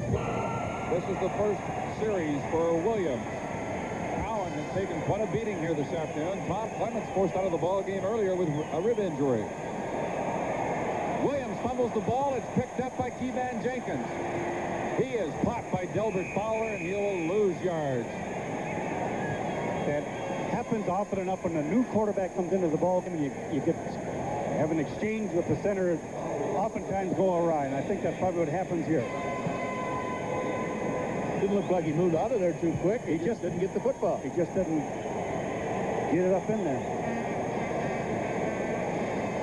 So it'll be third down and about 4 yards to go for the Lions, and they will go for it. Naturally, with 2:37 remaining. Mike Williams is the younger brother of Doug Williams, a former great quarterback of the Tampa Bay Buccaneers. They both went to Grambling University. Lions are third CFL team Williams has been with. He tries to sprint outside. Tony Norman is there to meet him, and the ball will go over to the Winnipeg Blue Bombers, and they start to celebrate at that Winnipeg bench. As the Bombers now are 2 minutes and 18 seconds away from a berth in the Grey Cup against the Hamilton Tiger Cats 1 week from today at Commonwealth Stadium in Edmonton. I'm just hoping that Tommy Clements rebounds from this injury that he's had. You never know about those injuries, like when they say, well, they don't think it's that serious. It's the guy that's talking that doesn't know. Ask Tommy Clements how he feels. It won't get sore for another 24 hours. That's exactly right, boy. Most quarterbacks, or a lot of quarterbacks now, are wearing a flak jacket. I know that he didn't play with one. I'm sure you'll have one on probably next week to protect it. You might have one getting on the team bus between now and then. Oh. There's our scoring summary of this ball game. 28-14 is the count right now as Willard Reeves gets back to the line of scrimmage. That's about it. 2:15 remaining. Be sure and stay with us after this ball game as our broadcast crew will bring you the Carling O'Keefe offensive and defensive game stars. Be some interesting voting there. Quite a number of guys on both sides of that football could get some votes.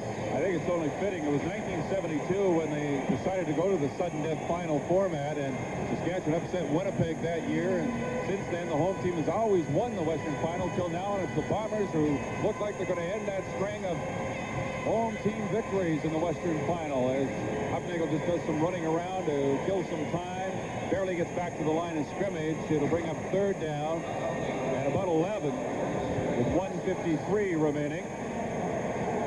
Well, John Hufnagel has done a good job when he came in for the injured Clements. He came in there just like a reliever, like Hernandez from the Detroit Tigers. He makes a lot of saves.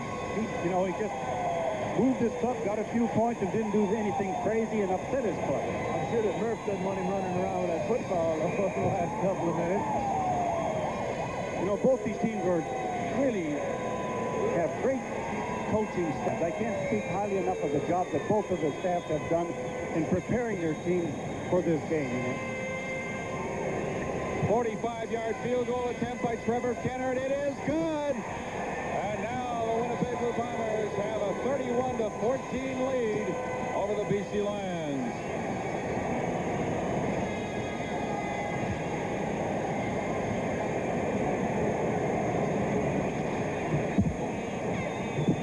.134 left. And the Bombers looking to make their first trip to the championship game since 1965.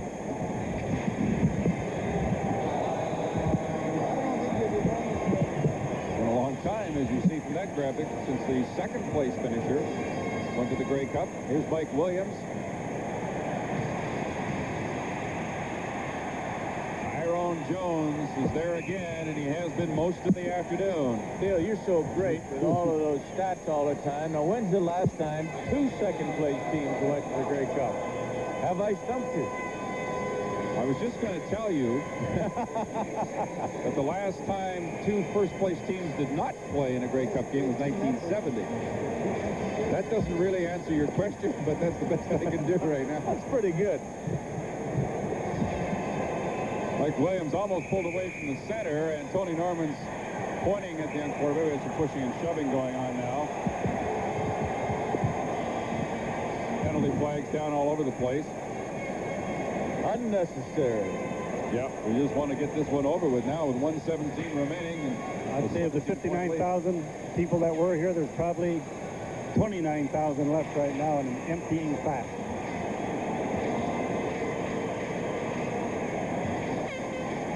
Procedure. BC number 11. Second down repeated.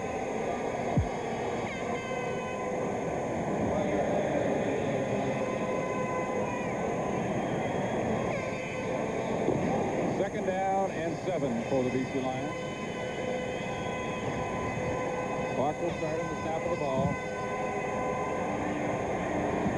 Williams for John Pankratz. Did he make the catch? Yes, they're ruling it a catch for a first down at the Winnipeg 50.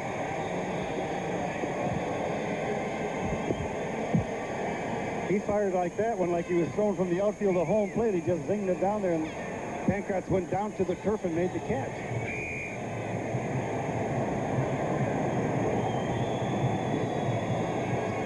Williams was almost picked off by Wiley Turner. Bill, we've just been handed some information about the Blue Bomber Grey Cup send-off party, which will be at the Winnipeg Convention Center on Monday, November 12th. The doors open at 7 o'clock. It's been 22 years since the Big Blue's been in the Grey Cup, and I think it's time to have a party to give Winnipeg a real big send-off. The Winnipeg Chamber of Commerce, along the Winnipeg Convention Center in the city of Winnipeg, invite you to the biggest pep rally this city has ever seen. So come out and support your Big Blue. That's Monday night at 7 o'clock, Winnipeg Convention Center.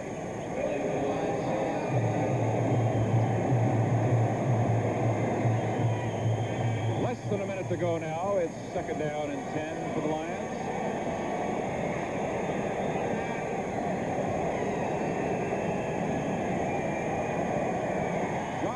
The lane into the ball game, and he makes the first down catch at about the 26-yard line. Wiley Turner and Frank Robinson there to stop him.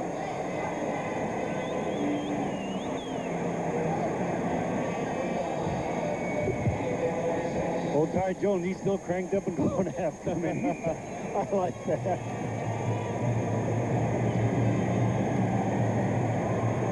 Williams can't get away from Tony Norman. Filled in the backfield at the 31-yard line for a loss of 5.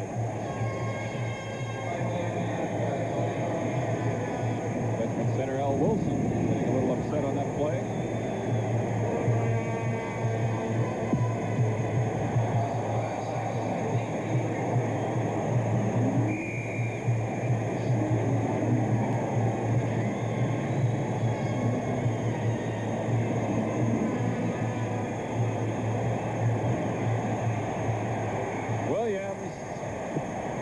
Nobody there. He was just in the arms of the defender when he released the football. So it's third down now, and the Lions will get one more try at it. Delbert Fowler is down on one knee back at the 45-yard line.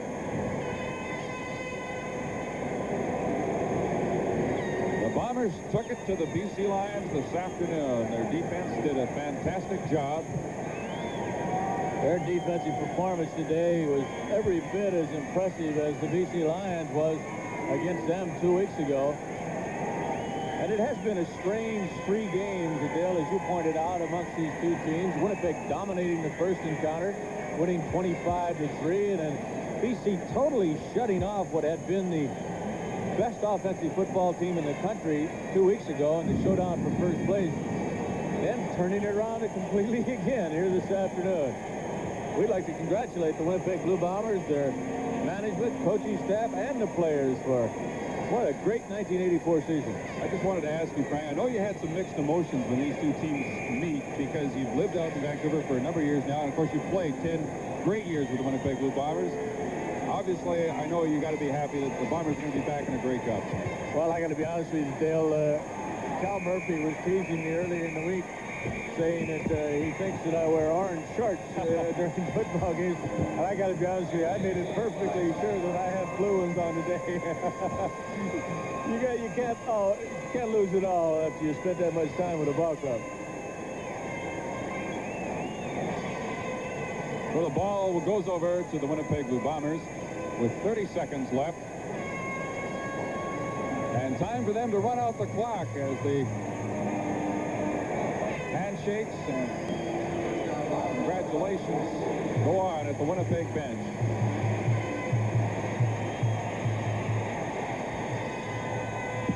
1960, believe it or not, Frank, was the last time 2 second-place teams met in the Grey Cup. As a matter of fact, we were 14-2 that year and got beat by the Edmonton Eskimos 4-3 in the third and final three-game series with the Eskimos. And, of course, Ottawa came out of the East that year. I knew you'd dig it up sooner or later. Well, my thanks to our statistician, Bob Blaze. He did the legwork on that one. I didn't think you were doing all that by yourself. Anyway. 1960. Clock is running. Up they go, grounded again. He'll have to do it one more time. Come on, boys, break it to clinch, and let's have a clean finish to this. That's right. Get it all wound up, and everybody get healthy. And Brock versus Clements next week. There it is. This is the final play of the 1984 Western Final. And the celebration has started at the Winnipeg bench before Hufnagel's able to ground it. Cal Murphy hoisted on the shoulders of his jubilant players. They head to the locker room after winning the Western Final, the first visiting team to win this big ball game since 1972. And boy, they won it under tough conditions here in the Dome as far as the noise factor and all that. But it really played with a lot of heart. I can't say anymore. They just played hard football. And all I can know another thing. I'm glad because I don't know. Cal, you got the balls to the wide receivers and your defense came up strong. This looks like a fine football team. I hope Tommy Clemens is all right for next week. Well, it's hard to say. I think he's got cartilage or something like that.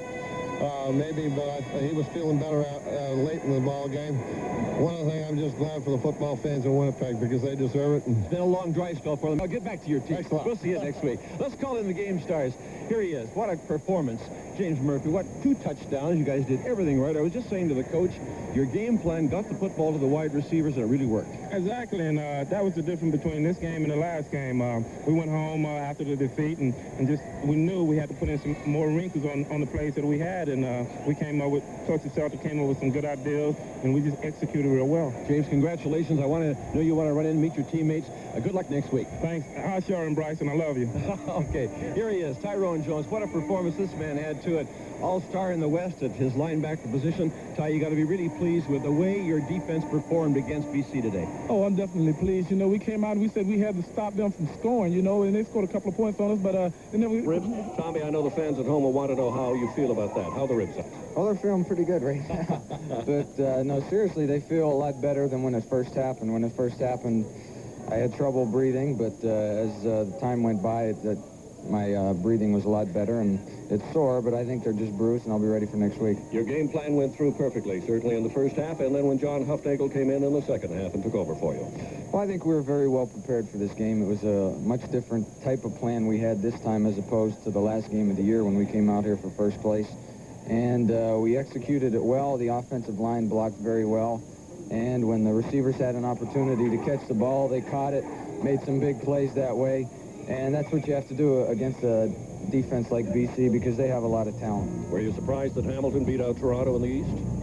Well, not really. I mean, anything can happen in the playoffs. I've been on a situation where we were in first place and we're playing a team and we should have beaten them, but we didn't. It'll be a great one. Okay. I'm Clemens. Total chaos. It was well over an hour to go before the Bombers arrived, but the airport was already jammed with fans. They were overjoyed with their team's first Western Conference championship in 19 years. We found groups of Bomber fans in all corners of the airport. Each group had their own different way of honoring the Big Blue. For example, these ladies behind me have a song. 1, 2, 3. The lion sweeps, the lion sweeps, the lion sweeps, the lion sweeps, the lion sweeps, the lion sweeps, the lion sweeps, the lion sweeps.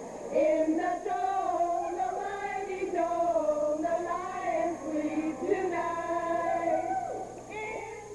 Weeping in the Vancouver Dome was the ideal title, but the song also included cats from another city. Tiger sweeps, the tiger sweeps. No sweat, you bet, we're number 1.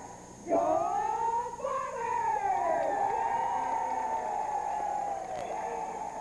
A steady flow of fans continued to stream inside the building. Singing and dancing was everywhere.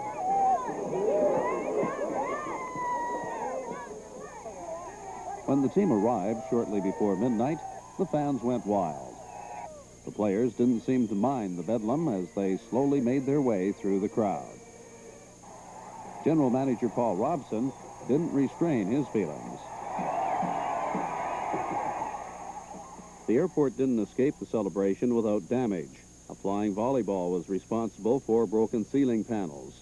Outside, a CBC News cruiser was crushed by fans trying to get a glimpse of the players inside the team bus. The bus finally made its way through with no serious problems. Police are working on plans to make the crowd a little more orderly next week when the Bombers return from the Grey Cup. And now, with a report on Grey Cup preparations, here's Wally Jackson. The Blue Bombers office was busy today. Fans were asking about tickets for the Grey Cup. tickets for next season, and they were congratulating General Manager Paul Robson. Good luck, old buddy. Gene Love says the Bombers' victory has created a lot of excitement, and fans are calling about tickets for the Grey Cup. Mr. Robson will be making an announcement tomorrow regarding Grey Cup tickets if we have any available, but right now we're concentrating on season ticket holders who have requested and are taking requests from season ticket holders. Do Winnipeg fans get more tickets now that the Bombers We are in the get 500 more, yes. The Great Canadian Travel Company in Winnipeg has acquired 46 game tickets from a travel firm in Toronto, and it's offering a special package to the Grey Cup. We're going to charter Hawker Siddeley 46-passenger plane and go out to Edmonton on Sunday morning, take everybody to the football game, watch Winnipeg win, and then roll people up in the evening and fly them back into Winnipeg. For how much? $385. And where are the tickets? They're on the 35-yard line. Pacific Western's flight from Winnipeg to Edmonton on Friday is booked, but there are 10 seats available on Thursday and 30 seats on Saturday. $393 return. Most of Air Canada's flights to Edmonton this week are booked, but some seats are available. The Bombers have changed their plans, and they're going to go out in the charter tomorrow night. So how many seats will that make available? I wouldn't be surprised if it's more than 20, and we have a pretty long wait list, so they'll go very quickly. Utter pandemonium down here at the Winnipeg Convention Center. This is going to be the prep rally to beat all prep rallies. It starts at 7 o'clock tonight. One of the people who's involved in organizing tonight's event is Jake Woolley. He is a marketing manager, for the Winnipeg Blue Bombers. Jeep, can you give us a breakdown as to what's going to go on tonight? Well, this is in the indication, Ross. This is incredible. It's not really supposed to start till 7, and it's just shortly after 6 now. But the basic thing is tonight is it's been a long, long dry spell. We're going to have a stage show beginning about 8 o'clock where the Chamber of Commerce show that's going to Edmonton is going to perform. Going on in what is now known as Winnipeg after the Blue Bombers shot down the BC Lions in yesterday's Western semifinal. Grey Cup fever has gripped this city with an unbelievable passion, and tonight at the Convention Center, the Blue Bombers pep rally could only be described as awesome. Nearly 6,000 boisterous fans howled, hooted, and generally celebrated the Bomber victory, and the Convention Center was a zoo. It's been a long time since the Bombers have gone this far in postseason play, and it showed by their fans' reaction to the win and the impending Grey Cup against Hamilton. There was singing, dancing, and, of course, liquid refreshments. And it looked like many of the fans haven't stopped partying since the end of yesterday's game. Of course, the biggest round of applause, who else? For the players, they're high-fiving it up on the stage there. They saluted the supporters who have backed them this season and the years before. And when Coach Cal Murphy stepped on the stage, the place sounded louder than ever. Sounded even louder than the famed BC Place, and if anything, it proved beyond a shadow of a doubt that these fans were indeed true blue.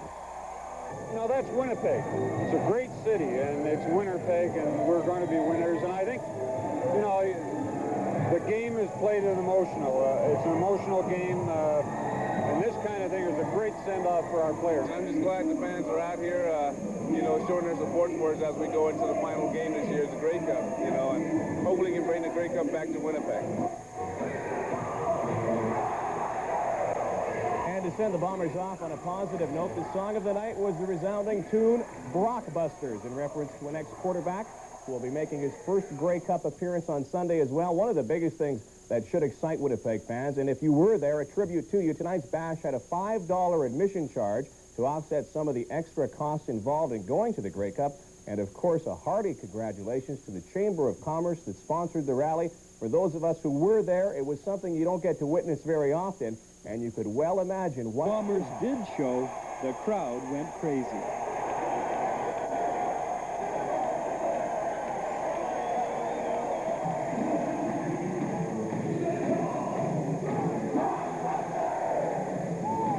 Singing Brockbusters, referring to Hamilton quarterback Dieter Brock, the crowd's enthusiasm continued to build.